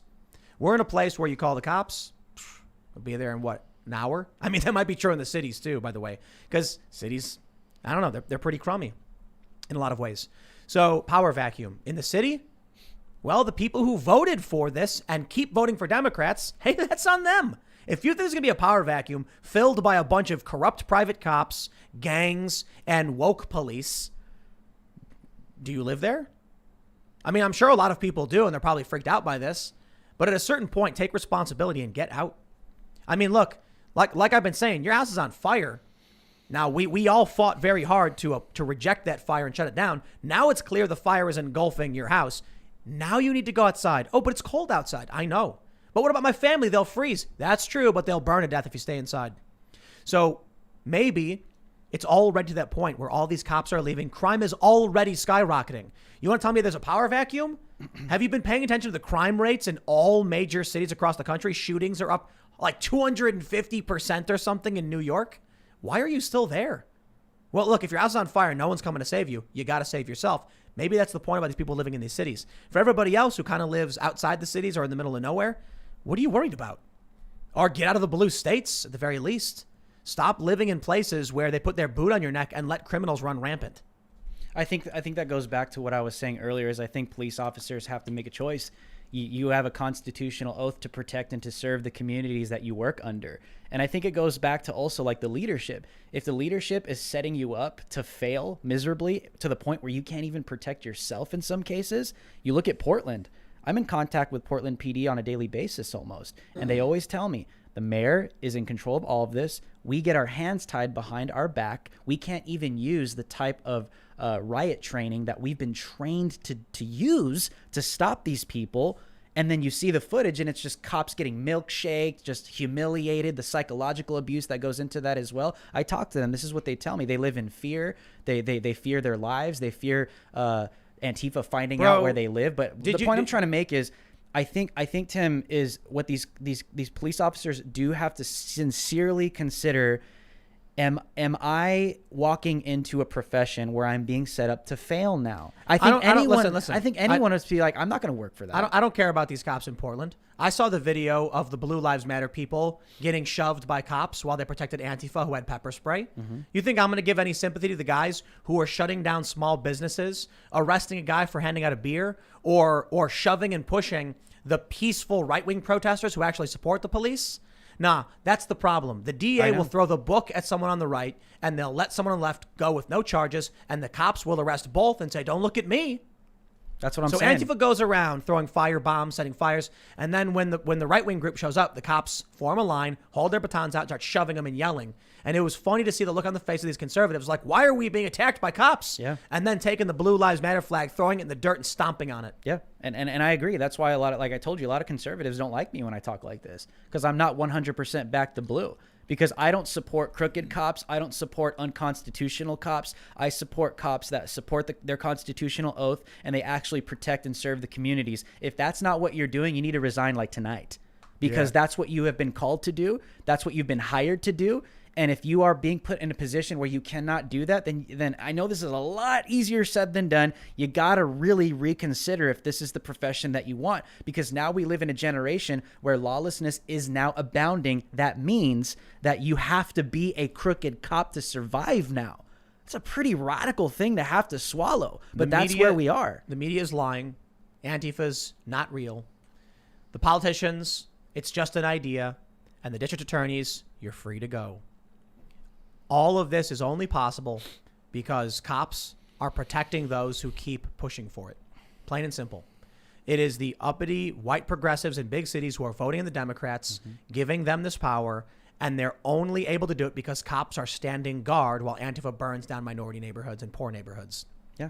It's like that funny tweet from that guy who was like, yeah, go riot, woohoo. Wait a minute. Oh no, they're coming to my house in Beverly Hills. Help, stop, don't do it. You see what happens to these people the moment the rioters show up to their neighborhoods? Yeah. But it's okay, because I assure you the cops will be there to protect the rich people. I love it. In Manhattan during Hurricane Sandy and the power gets shut out, I tell you, the first place to get their power back, do you know which part of New York got their power back first? Upper West Side. All the very, very rich people in the university got to put their feet up while the people in the poor areas in Brooklyn didn't have power. I think it was for like weeks. Regarding being set up to fail, which it does seem like a lot of these cops are by these district attorneys, when you're in like high stress situations, people will do crazy things when they're being set up to fail. Like in World War I, they'd be told to go over the trenches. They would just eventually just mutiny and not go. In Vietnam, if you had a lieutenant that was going to take you down a trail where you knew you were going to get shot, that lieutenant would find a grenade in his tent in the middle of the night. They call it fragging for a reason, because they would kill their commanding officers if they were going to get them killed. Now, we're not in that high-stress situation domestically right now, and the cops aren't in the military. They can resign. And at what point Chauvin had his life destroyed because he tried to.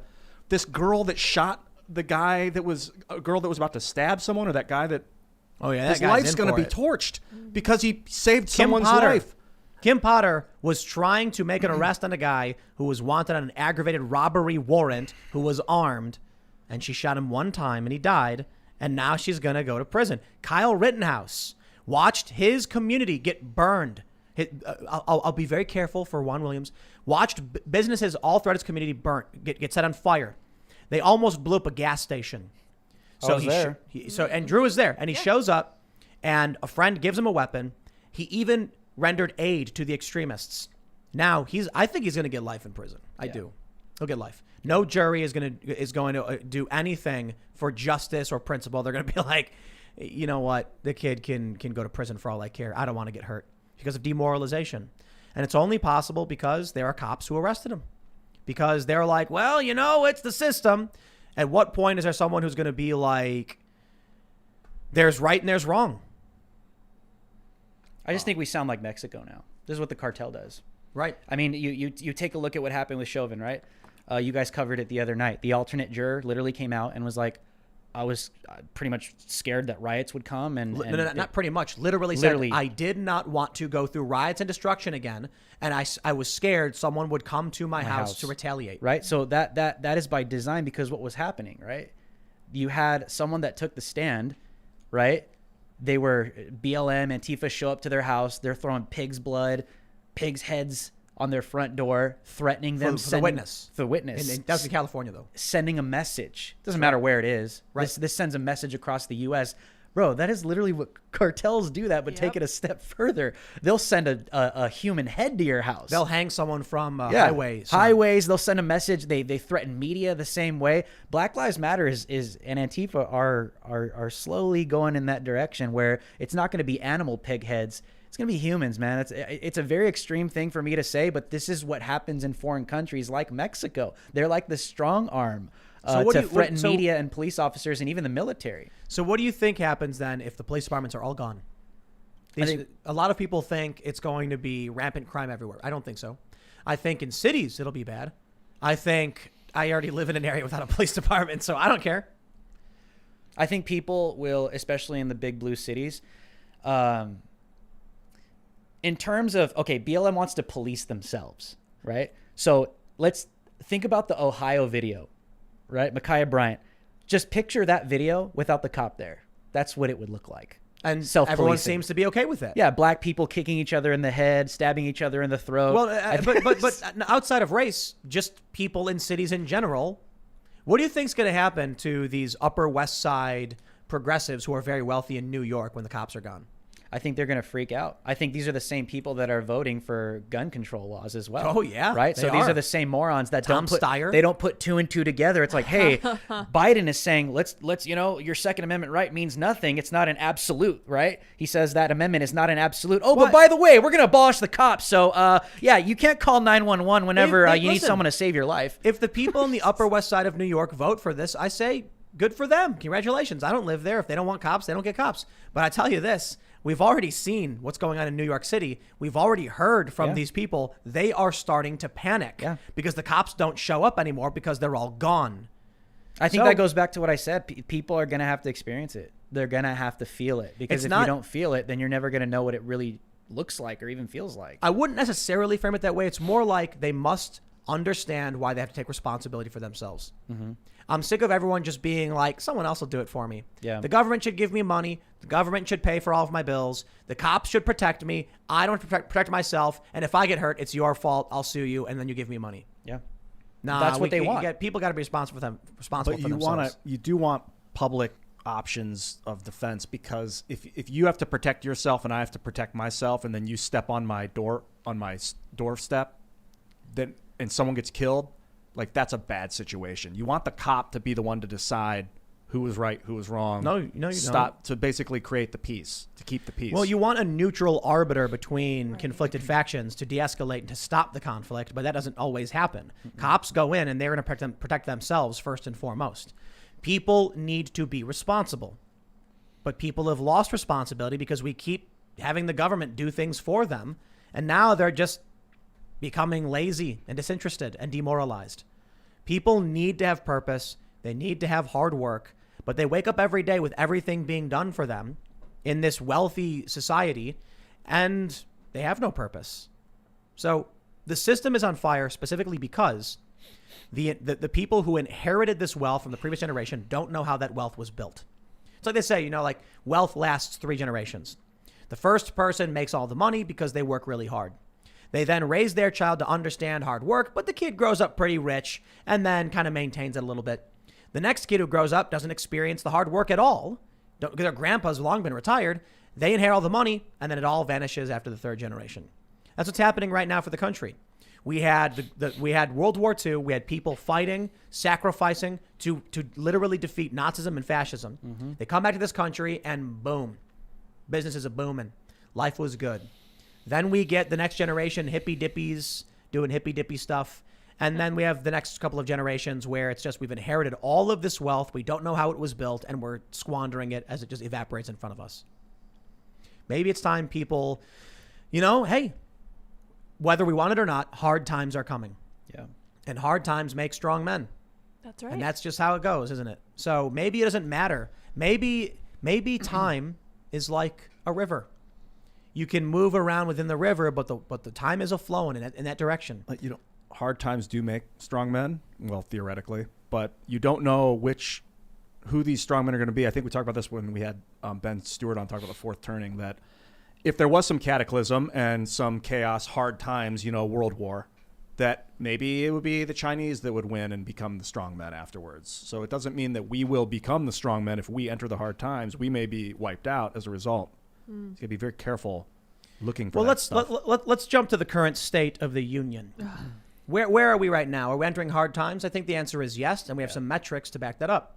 From Deadline, Joe Biden's address to Congress snares 26.9 million viewers. Hey, 26.9 million. That's what, like 3 times the Oscars? That's Well, yeah. yeah. But no. Pretty- That's what? How many people voted? So that's what? 81 million? Yeah. So 30% of people apparently voted for him. Yeah. wow. So not a whole lot of people. But 26.9. That's surely a good number.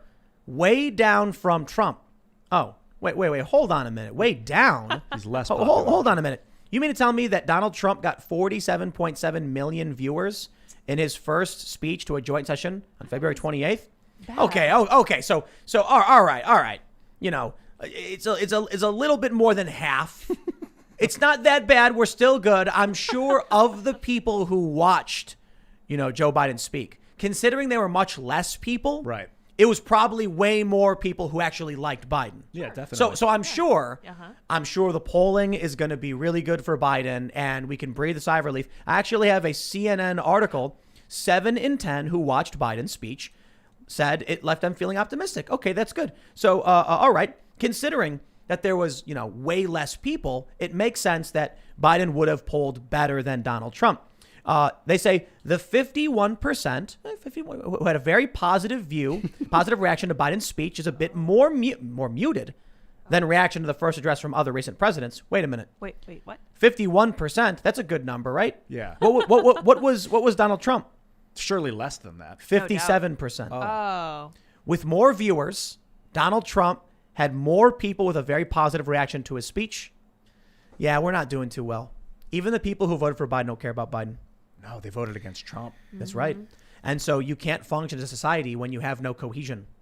So now we have a political institution built upon hating Donald Trump, who's gone. That's it. Trump, he's chilling, he's playing golf. So now the people who are like, well, Trump's gone, we're done. Now it's just a hollow shell. There's nothing there. There's no substance to the Biden administration, right? All I was seeing yesterday, the headlines, Biden's first 100 days address to Congress. Oh, wow. Kamala Harris, the first woman to sit behind Biden with Nancy Pelosi. Listen, I'm not against firsts, right? For women, for minorities. I think that's cool. I think that's awesome. But I think it's awesome when they actually have done something and when they've actually accomplished a lot for the country. Kamala Harris did accomplish something. Oh, yeah. Yes. California, top cop. She is the first woman to become vice president after earning 0 delegates yeah. in the Democratic primary. Huge first. Well, here's the thing. You see them all celebrating Kamala Harris, right? You see all these articles. It's all about race. It's all about gender. It's all about sex. No substance, right? No accomplishments. No real accomplishments. Okay. But she did lock up those innocent people to use as slave labor during the wildfires. Yeah, but the thing is, right or now, keep them locked up. I'm sorry, everybody. Fact check. Keep them locked up. She is the border czar, apparently, right? She's the one that is supposed to be overseeing what's taking place with the border. And Right. I think this is where a lot of minorities, people that don't think about these things, they get manipulated. It's like, look at the first woman to sit behind a male during a congressional address. It's like, well, has she done anything? No. She's the first woman. Yeah. Do you like this? Continue to see it because that's what you should care about. It's like, well, we still have a strategic humanitarian crisis at the southern border. They're not doing anything to better it. They're actually facilitating it. They're actually trying to sweep it under the rug by unofficially gagging Border Patrol agents. And I can confirm that because I've talked to them. When you go up and you interview them at the southern border, they literally, the first thing they tell you is, oh, I can't talk to you, but here's what's going on. What I'm trying to say, Tim, is we should not be glorifying and celebrating politicians just because of their gender, their sex, or even the color of their skin when they're not doing anything to better the country. Kamala Harris should not be celebrated because she's not doing anything, especially with what's going on at the southern border. Why didn't they address it last night, Tim? You know what I really love about everything that's going on is that over the past 4 years, it's not just the political landscape their whole identity is Trump sucks, but the entire media environment built an audience that specifically just hated Donald Trump. Yeah. You'd think the border crisis would be, as what did that technical director at CNN say? Gangbusters for ratings. He said COVID was. You'd think right now they would be like crisis at the border, but their audience only cares about Trump. Yeah. So what are they going to report on? If they come out and talk about the crisis at the border, the people who care about real news left a long time ago. Yeah. So they can't. Yeah, they don't give a damn. So you about have us. all of these huge, big breaking stories, conflict with Ukraine and Russia. You've got now the U.S. firing at Iranian, boats. They were like military ships, not ships, boats. And now you've got the crisis at the border, which has been ongoing. I mean, normally the media loves this stuff. If They it don't leads, care. it leads, right? Well, they do care. The problem is if it makes them money and clicks. if you have 100 million core, That's all we are. Imagine this. You have 100 million core viewers, and then Donald Trump gets elected, so you scream about Trump. All of a sudden, your ratings go up to 110. You're like, whoa. But what you don't realize, you actually lost 10 million core news fans and gained 20 million zealots. Over time, your ratings are improving, but you're actually losing all of the people who care about news and gaining zealots. What happens now? Trump leaves. The zealots leave for the most part. The people who care about news left years ago. People like me, I used to have CNN for the news. CNN on for the news. And then they weren't talking about anything. Fox News covering protests in Iran. Turn on CNN. Donald Trump today. I don't care. I turned it off. I don't watch it anymore. If you want to go to news, you can't go to CNN anymore. So now they have to ignore these things. Now they have to ignore the border crisis. It's not just that, it's bad for Biden. Yeah. So their whole audience is anti-Trump. Some of it pro-Biden. If they come out now and say there's a crisis, people are going to get mad at them. They've lost any credibility they've had. The media is a withered husk of its former self, what someone graffitied Trump sucks on, and I don't think anybody's really interested in staring at that thing anymore. This is why I hope people listening, they hear this and they understand that they're being used. I'm going to preach this until there's no more lungs in my breath, because minorities, lungs in your especially, breath? no more breath in my lungs, Yeah. because I'm very passionate about this, because people need to understand that they are literally being used as political pawns. Like, really think about this, see through this. Why is it just exactly what Tim just explained? Why is it just because Trump is not in office, they're not talking about the border anymore when it's worse than it was under Trump?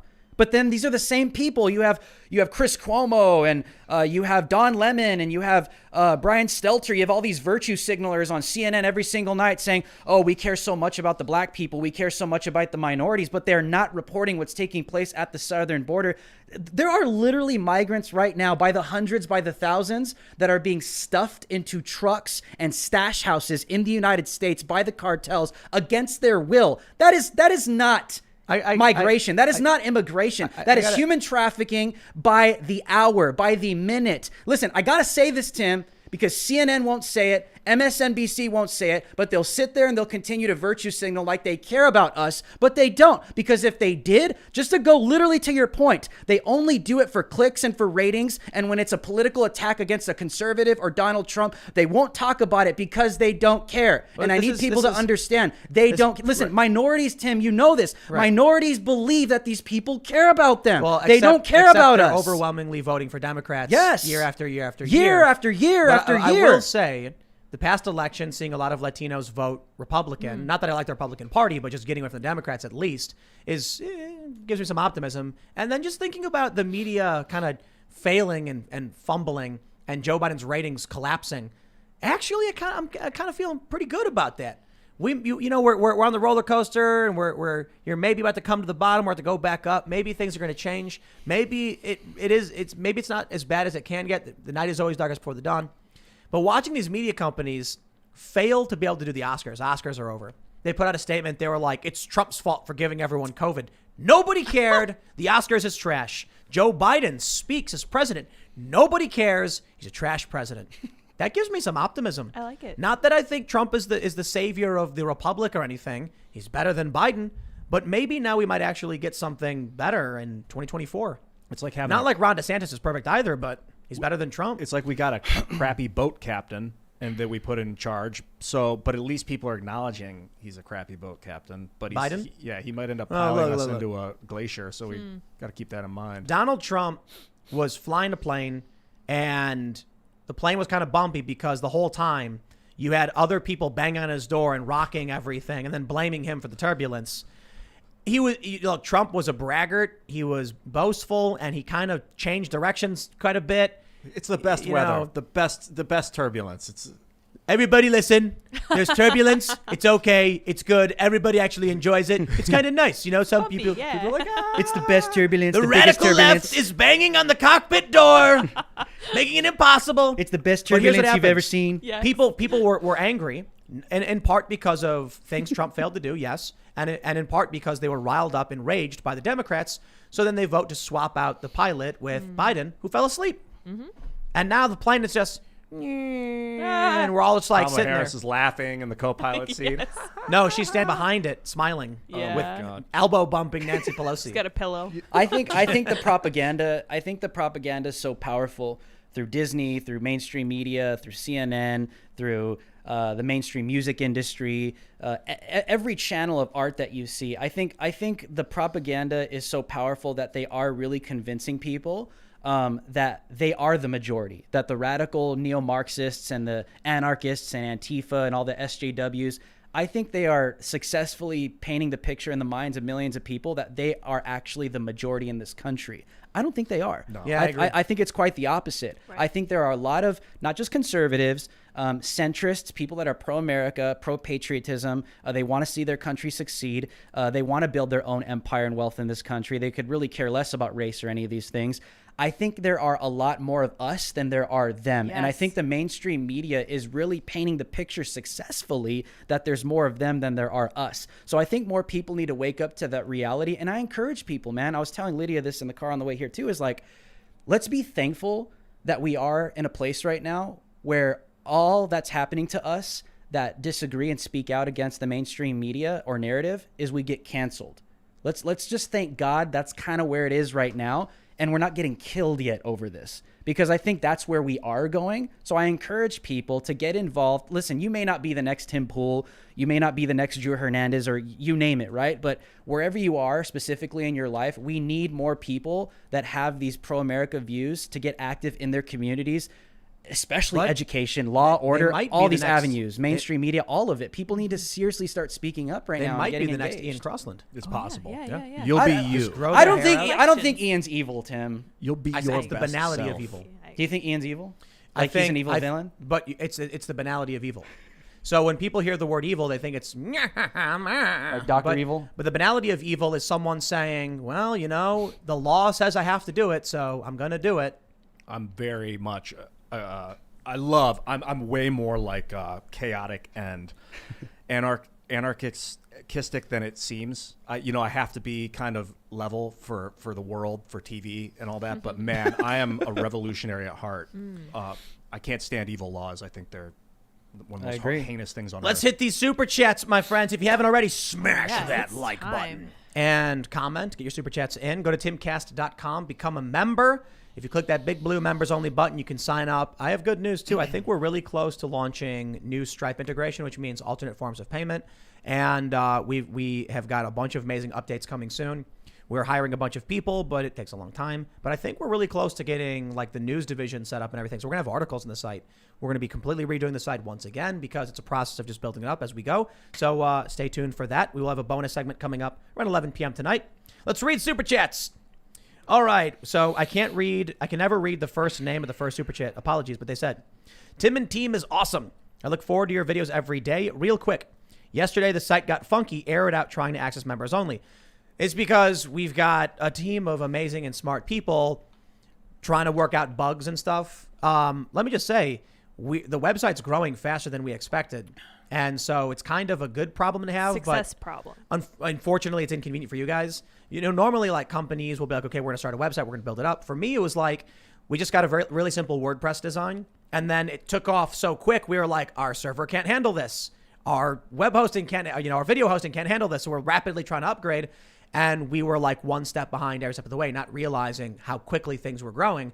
And then it was like a couple months in, I'm like, we're going to start doing movies and TV shows because like the growth is massive.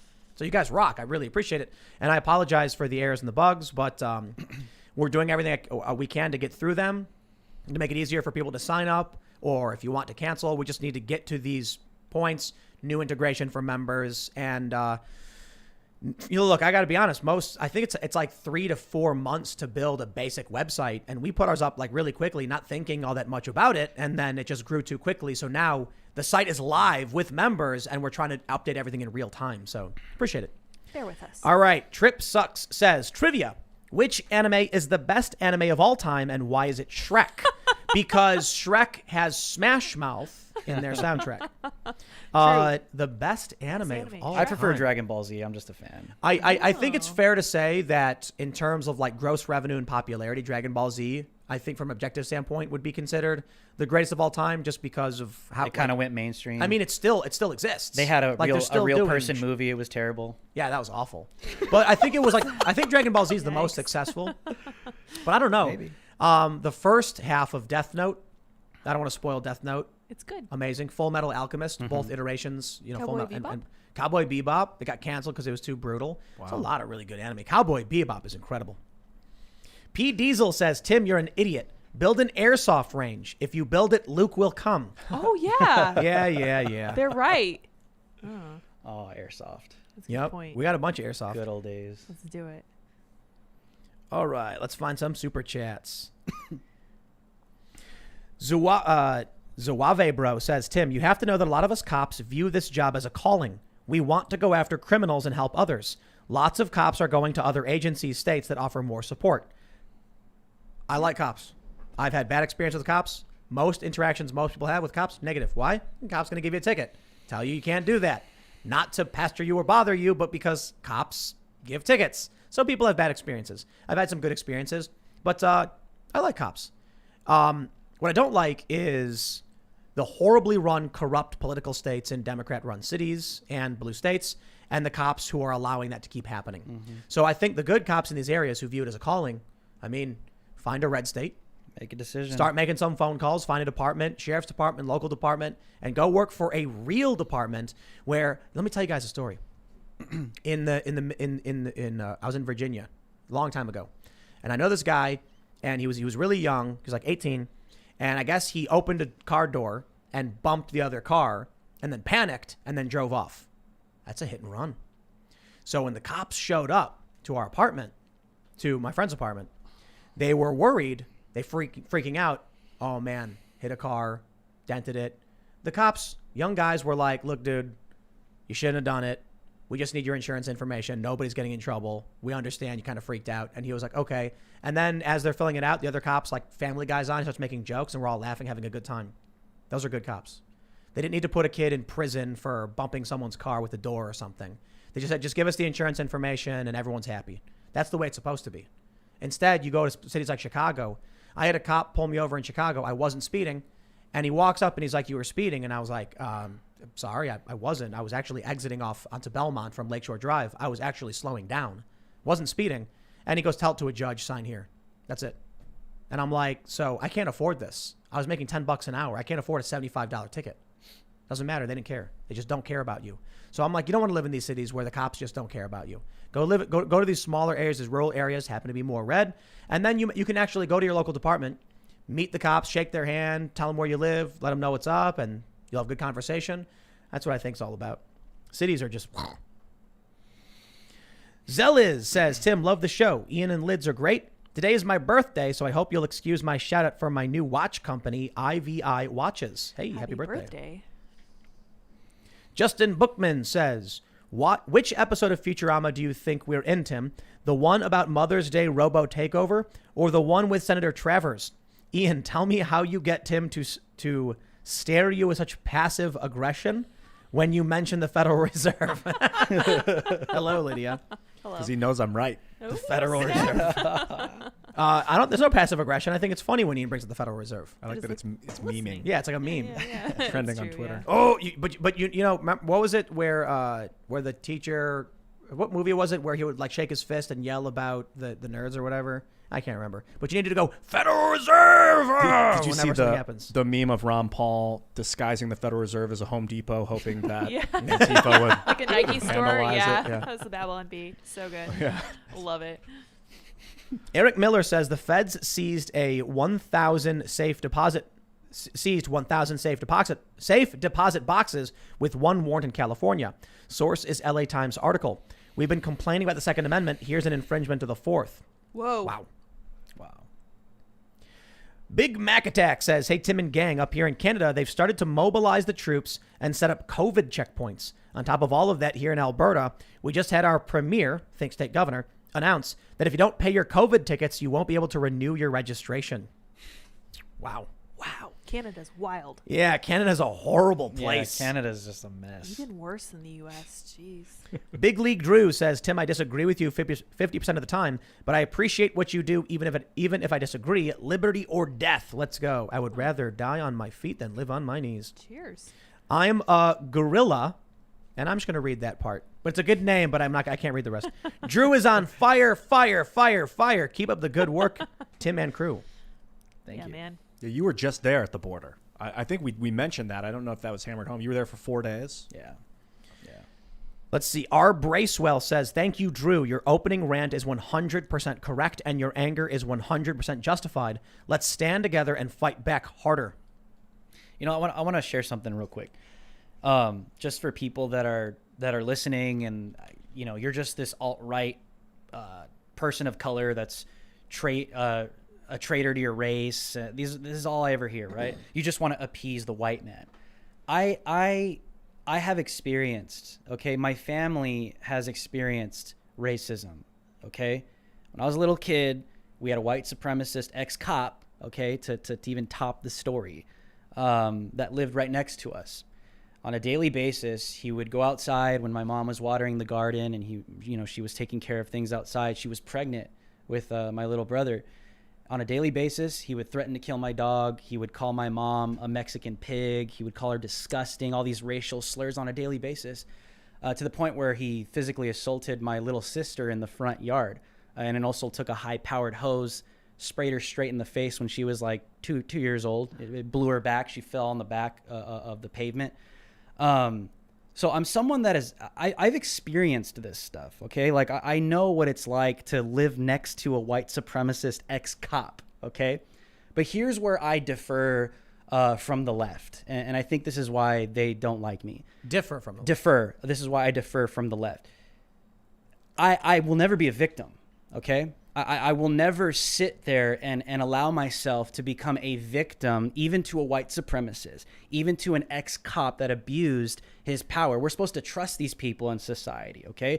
I will never allow myself to be put in a position where I will forever be a victim under somebody who hates me because of the color of my skin.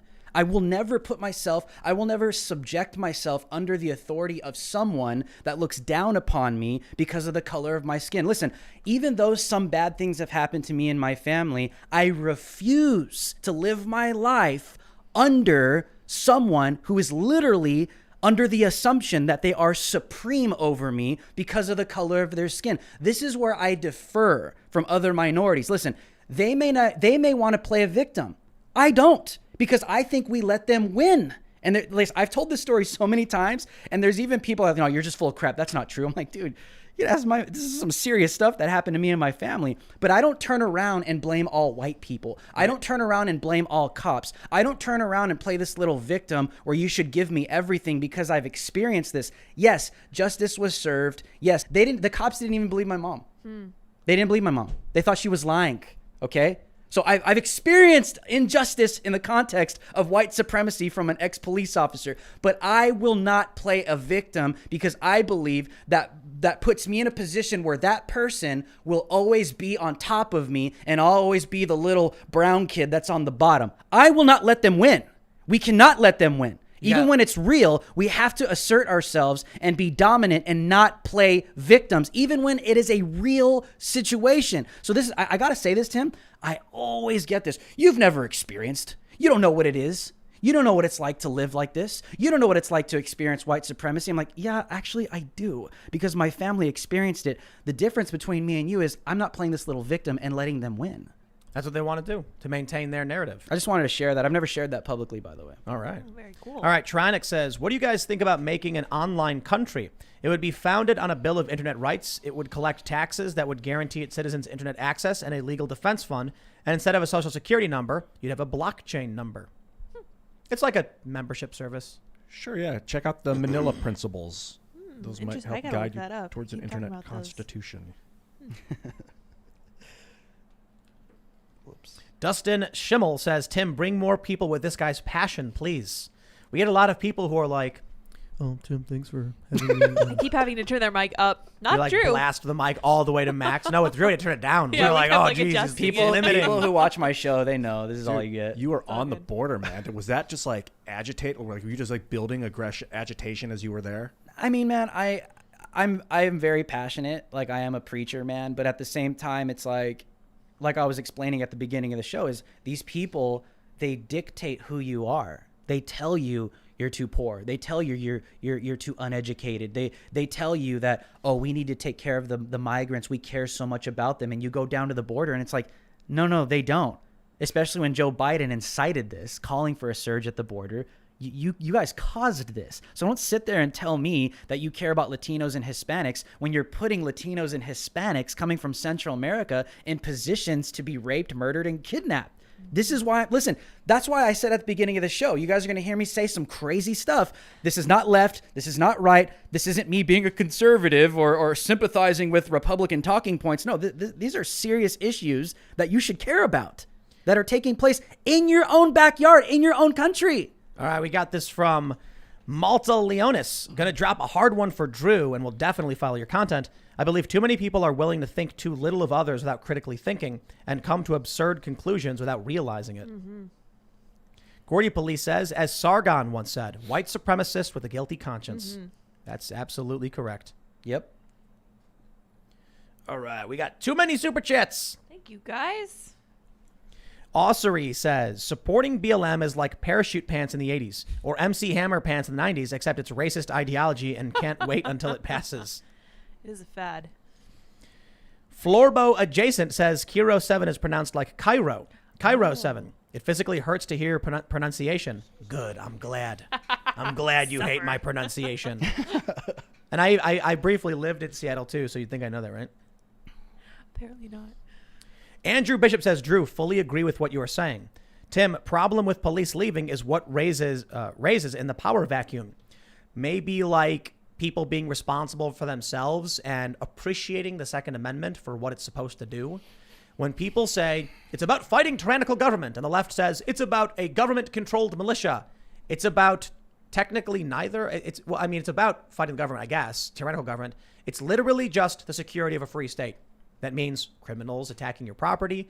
If criminals can run through the country and destroy everything, you don't got a free state.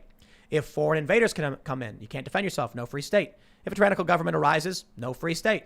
It's about everything. It's just literally people need to have guns. That's what the founding fathers were sitting there and they're like, yo, people should have guns. And they're like, that's a good idea. Write it down. That's it. Yeah. It's not complicated. And then they opined on it later on more in detail, but they literally just write, y'all can have guns. Yes. But I love how there's an argument from the left that keeping and bearing arms doesn't mean you can bear them outside your house. I guess we'll just have to buy up all of the houses. Oh yeah. Like, so you buy like 2 city blocks, A string and then of you're houses. walking down all the lawns carrying a gun, Yeah. and the cop's like, what are you doing? It's okay. I own all of these homes. I bought them all so I could walk around the neighborhood with my gun. That's right. You buy like all of one side of one block so you can walk all the way around with your To weapon. the grocery store. Yeah. Even though they call planet Earth our home. There you go. Ooh. Oh, there you That's go. a good point. I like that. Hey. Wayne Homan says, banning a flavor of cigarettes for 0 reason. Oh, yeah. They've made me wake up and choose maybe non-civil disobedience. No. We've got to be peaceful, persuasive, and resourceful. Yes. And we talked about this the other day with Jack Murphy. The left gets away with riots and violence because they control the cultural institutions and because the police are willing to enforce both sides while the DAs are only willing to charge one side for the most part. So that means when you're an enemy territory and you're like la resistance, imagine if in Nazi occupied France, the French resistance all came out of their homes and marched towards the Nazis like, we're going to go to battle like a regular army. They'd just be like, gone. So they were subversive. They had to find different ways to fight back. Now, we're in 4th and 5th generational warfare, which means you've got to be peaceful. You have to be. Because you lose the moment the media can scare uninitiated individuals into begging for authority, right? January 6th. You get one January 6th, and then all of the people in the cities who don't pay attention are cowering and hiding as Brian Stelter goes, the 6th, the 6th. Meanwhile, when the building's burning down a few blocks away, they don't hear about it. So you got to be peaceful. It has to be done that way. Maniac Venture says, I'm done with Jimmy Dore. His hatred for us and cops really is toxic. He can't seem to call out the CCP without pointing fingers at us while he smirks. Well, Jimmy is a leftist, but I think Jimmy's allowed to have opinions we don't agree with. My thing is that Jimmy's honest. And I'm totally cool with people who are leftist so long as they're honest and they engage in actual conversation. I will also shout out Destiny. Did you guys hear Destiny got banned from Twitch? Yeah, again. No. This is total BS. Really? You know, How many times is we had that? Destiny on the show. Of course, we argued. We agreed on some things. We mostly disagreed, I think. But he absolutely should be allowed to have his show and speak. What happened was he had a guest who was in like a webcam, and she held up a picture of Hunter Biden from one of these, with like women on him. Twitch bans that stuff apparently, and so they banned that. That's messed up. Like going on Destiny's show and then holding up a picture of something taboo. Man, that was messed up. That's But kinda Twitch, low. I gotta say this, Destiny, man. You reap what you sow. I don't think you should be banned. You should be restored. But I gotta say, Destiny was on the show talking about how he was in favor of critical race theory and social justice. Okay, well, that's why you There got you go. banned, because Amazon adheres to those rules and caters to those people. I don't know what to tell you, man. Other than I think that shouldn't be that way, and of course I'll always stand up against that. All right, let's see where we're at. Uh-oh. Oscar J says, here, Pim Tool, you cried about the cop getting donated money secretly because you want us to donate to you instead. Yes. LOL. No. I don't care who you donate to. Tony Baloney says, I used to be abolish the police. I changed, realizing this is what the left wants. They will be replaced by henchmen who have sworn no oath to protect the Constitution. Communism takeover. I'm sorry. I just can't believe that. If the cops swore an oath to uphold the Constitution, they wouldn't be arresting people for having guns. They're not Period. doing that. End of story. So, yeah, I don't think that cops are upholding their oath to the Constitution. I really, really don't. That doesn't mean I think police should be abolished for that reason. I think at this point, everyone's voted. I hear these people in the media, no one's really saying abolish the police. No. A New York Times op-ed said, yes, we mean abolish the police. I didn't hear y'all pro-police liberals come out and defend them. Okay, so we've got 20 votes for abolishing, 80 votes abstaining. Abolish the police wins. Next motion.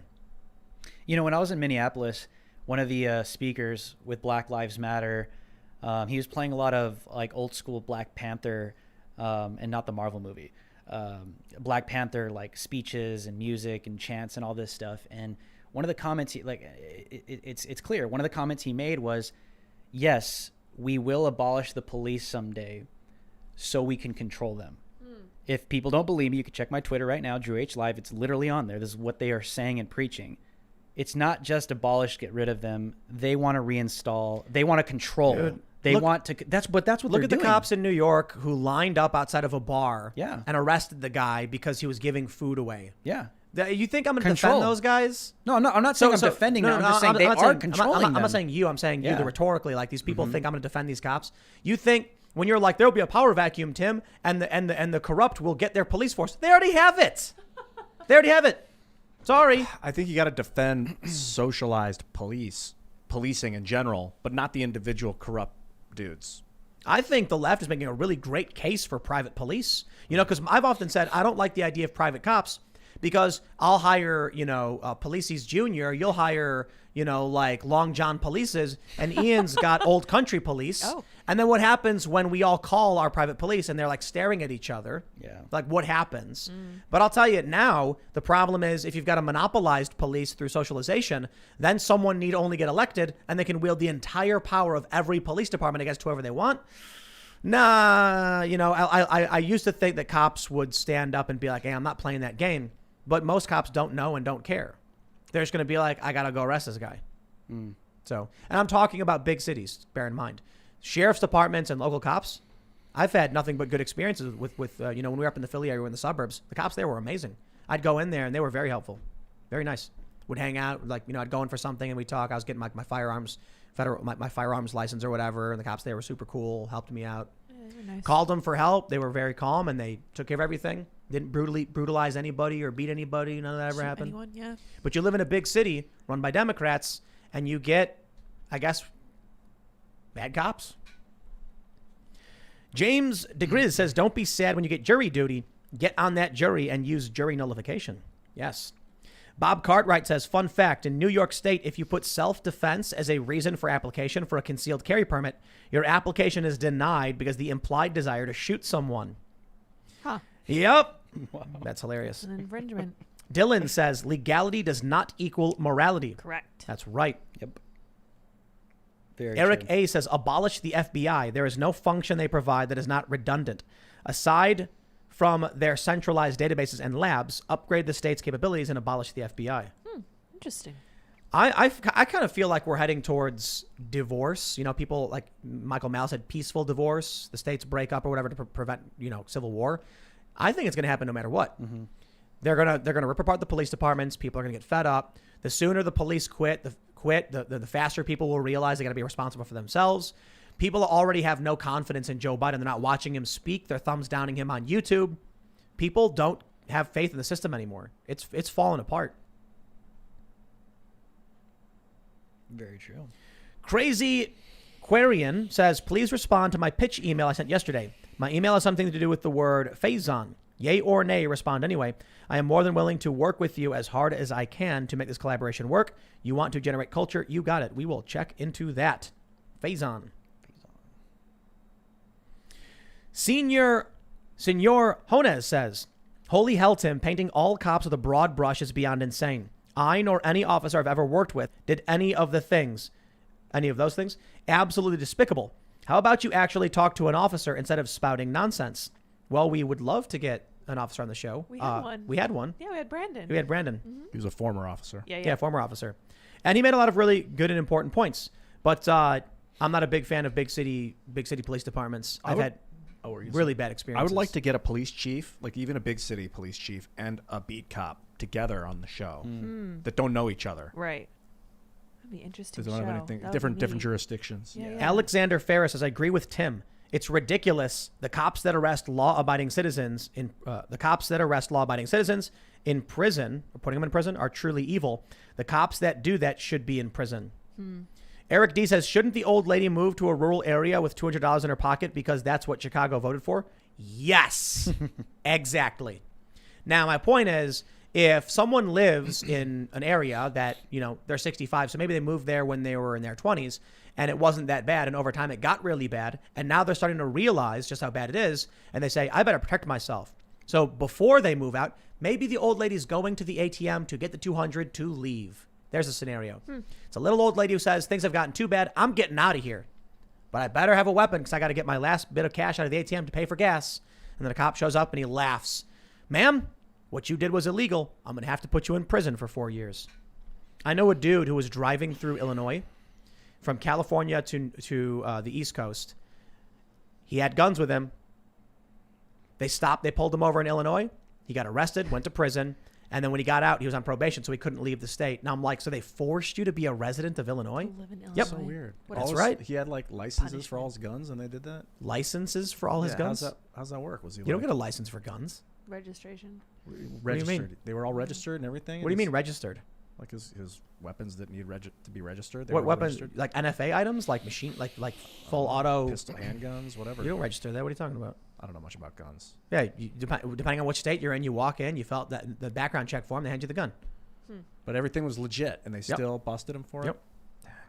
So imagine being from the West Coast, and driving across the country to move and getting stopped in a state where the cops say it doesn't matter what you're doing, you're going to prison. And you're like, but I don't live here. I'm just passing through. But they don't know, care. They don't know that for sure if he's lying. They don't Because care. You're supposed to You got ship- a California plate on your car, And your they pull ID. you over. You got a California ID, and they put the guy in prison anyway. It's the stupidest thing I've ever heard. And it's like now he's forced to live there. That's horrible. And I was like, what? It's like this was like 5 years ago. And I was like, how long did you go to prison for? It's a couple years. Jeez. Yeah, because Illinois is Fate insanely worse than strict. death. You're supposed to ship the weapons to like a... No, you have a federal protection. If you're traveling, you're supposed to be protected. But the states often don't care, especially the cops in these areas who are like, and these were even just like, these were state cops, I think, because he was driving through. I guess what happens is when you're on the federal highway, they can't really do anything. They still might. You get off to get gas. Now they got you. Jeez. Yeah, so look, now the guy lives in Chicago. Oh my God. And that was Jeez. funny. He's like, I made a life here. I had no choice. I just think police officers, they need to make some serious decisions. Because when I was reporting, I think it was in Louisville last year, I got arrested for the first time reporting.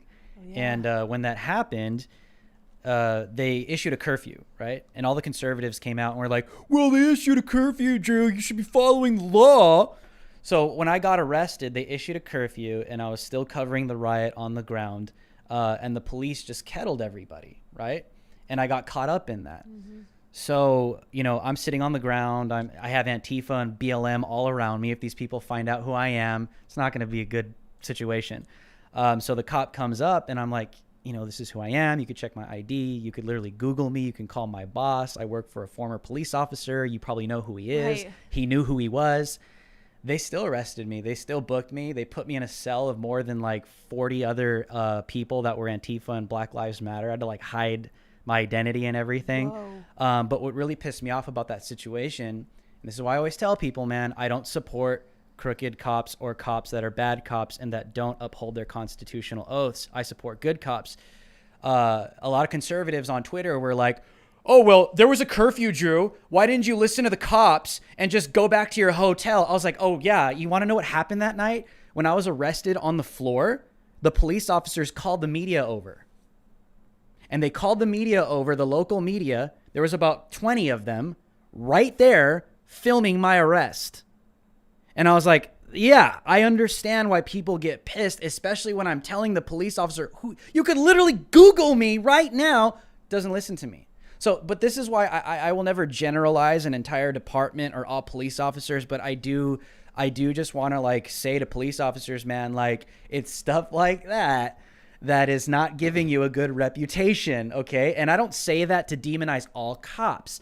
I just say that because I'll always stand on my position that I do not support police officers that do not uphold their constitutional oaths to serve and protect the people. I will never. I only support those that do. So I get it. Absolutely. We got Call Me Straws. He says, this is how other totalitarian states create state law enforcement. Brown shirts, Khmer Rouge, the Red Guard. The goal isn't police removal, it's replacement. By the way, Ian would have been a complicit tool of the state in 40s Russia. Solzhenitsyn is rolling in his grave. There you go.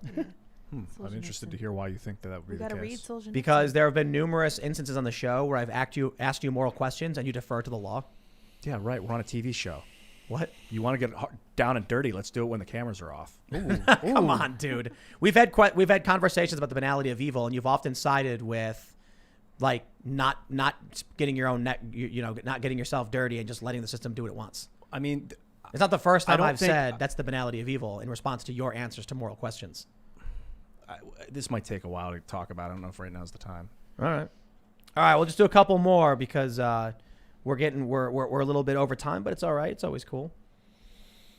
Will Beasley says, thank you for the Brian Stelter impression. He's a fake news gremlin fed after midnight. and you know what happens to Gizmo when you feed him after midnight? He becomes striped. You can't get him wet. Right. Yeah, they yeah. duplicate. Don't get them wet. All right, let's do a couple more. Let's see. Woodworker Anon says, hey, Tim, request for people who don't want to stay on YouTube. Can you start live streaming on your website? That would be best. Thanks for all you do. One of the things we want to do is set up probably a streaming. We just stream everywhere on all platforms. So it would go everywhere: website, YouTube, Facebook, whatever. But we'll figure it out. Ideally, we're gonna have our own website, which we do, but build it up to the point where it functions like Netflix, with a whole roster of shows, and it's not going to be just political commentary. I don't want to do that. So we'll have the existing shows. The latest show we started is Cast Castle, which is a vlog, which is it's not at all political. It's like, what did we do last week? We jumped over the Tesla with the BMX. Well, Mike Feedy did. So I don't know what we're going to do this week. Maybe we have a metal detector. We'll go exploring for Civil War treasure, Harper's Ferry or something. Ooh. Yeah, that'll be fun. And we'll film it. Do some skateboard whirly birds and something like that. One of the things I want to do is I want to build an extremely long PVC rail because you can bend it. Oh. And then we could have it curl around and go down the driveway, which is 3 city blocks long. Well, maybe that's a little exaggeration. It's a block long. But then you could have a rail where you can grind down the whole driveway all to the bottom. Nice. That'd be fun. It's like action park stuff. Have you ever seen that? Action park documentaries, that hardcore theme park. You can pretty much do whatever you want. You guys check it out. It's on HBO. It's pretty crazy. Nice. I wish it all still right. existed today. You're gonna like this last one. Last super chat. Andrew Bishop says, "Who is this guy, and how can I dump my life savings into his mission?"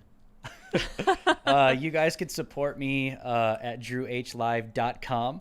The support tab is on there. Also, you can follow me on Twitter, drewhlive. On Gab as well, Drew H Live, Instagram, Drew Hernandez Live, and I have my nightly YouTube show an hour before Tim's. Smart. I made sure Very that I did smart. that. Okay, so you can watch Drew and then go straight into Tim Pool. Nice. I do it Monday through Friday on YouTube at 4 p.m. Pacific Standard Time. That's 7 p.m. Eastern Standard Time. So just search Drew Hernandez Live on YouTube. And you can follow me at Timcast, but also more importantly, you can follow at Timcast IRL on Instagram and Facebook. And if you're on Facebook and you're following go to facebook.com/TimcastIRL, you can share each and every one of the clips from the show to help us promote that show, because what we want to do is, we build a big enough presence on Facebook, but we're going to be driving people to the website, get more content to people off of Facebook, but it is what it is. So don't forget to check out my other YouTube channels, youtube.com/Timcast and youtube.com/TimcastNews. We're live on this show Monday to Friday at 8 p.m. And now you must go over to timcast.com to become a member, because we're going to have an exclusive members-only segment. This is where we get rowdy, because on the website, we're effectively allowed to say whatever we want. And that means swearing for the most part and having the conversations YouTube doesn't like. So go check that out. And thanks for hanging out. Ian, do you want to? Yeah, you can follow me at Ian Crossland and at iancrossland.net if you want to get in touch with me there. Check out all my socials. I really appreciate you guys coming and listening to this hard conversation. This is not an easy conversation. This is a hard time.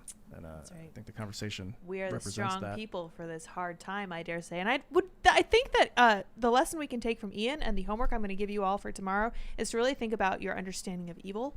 Think about what makes something actually correct and good, and what makes something evil and wrong. And I am Sour Patch Lids. You can follow me on Twitter. Help me in my pursuit of that. Let's see. I want to have more followers than Sour Patch Kids on Twitter. We will see you all over at timcast.com in the exclusive members-only segment. Thanks for hanging out. Bye, guys.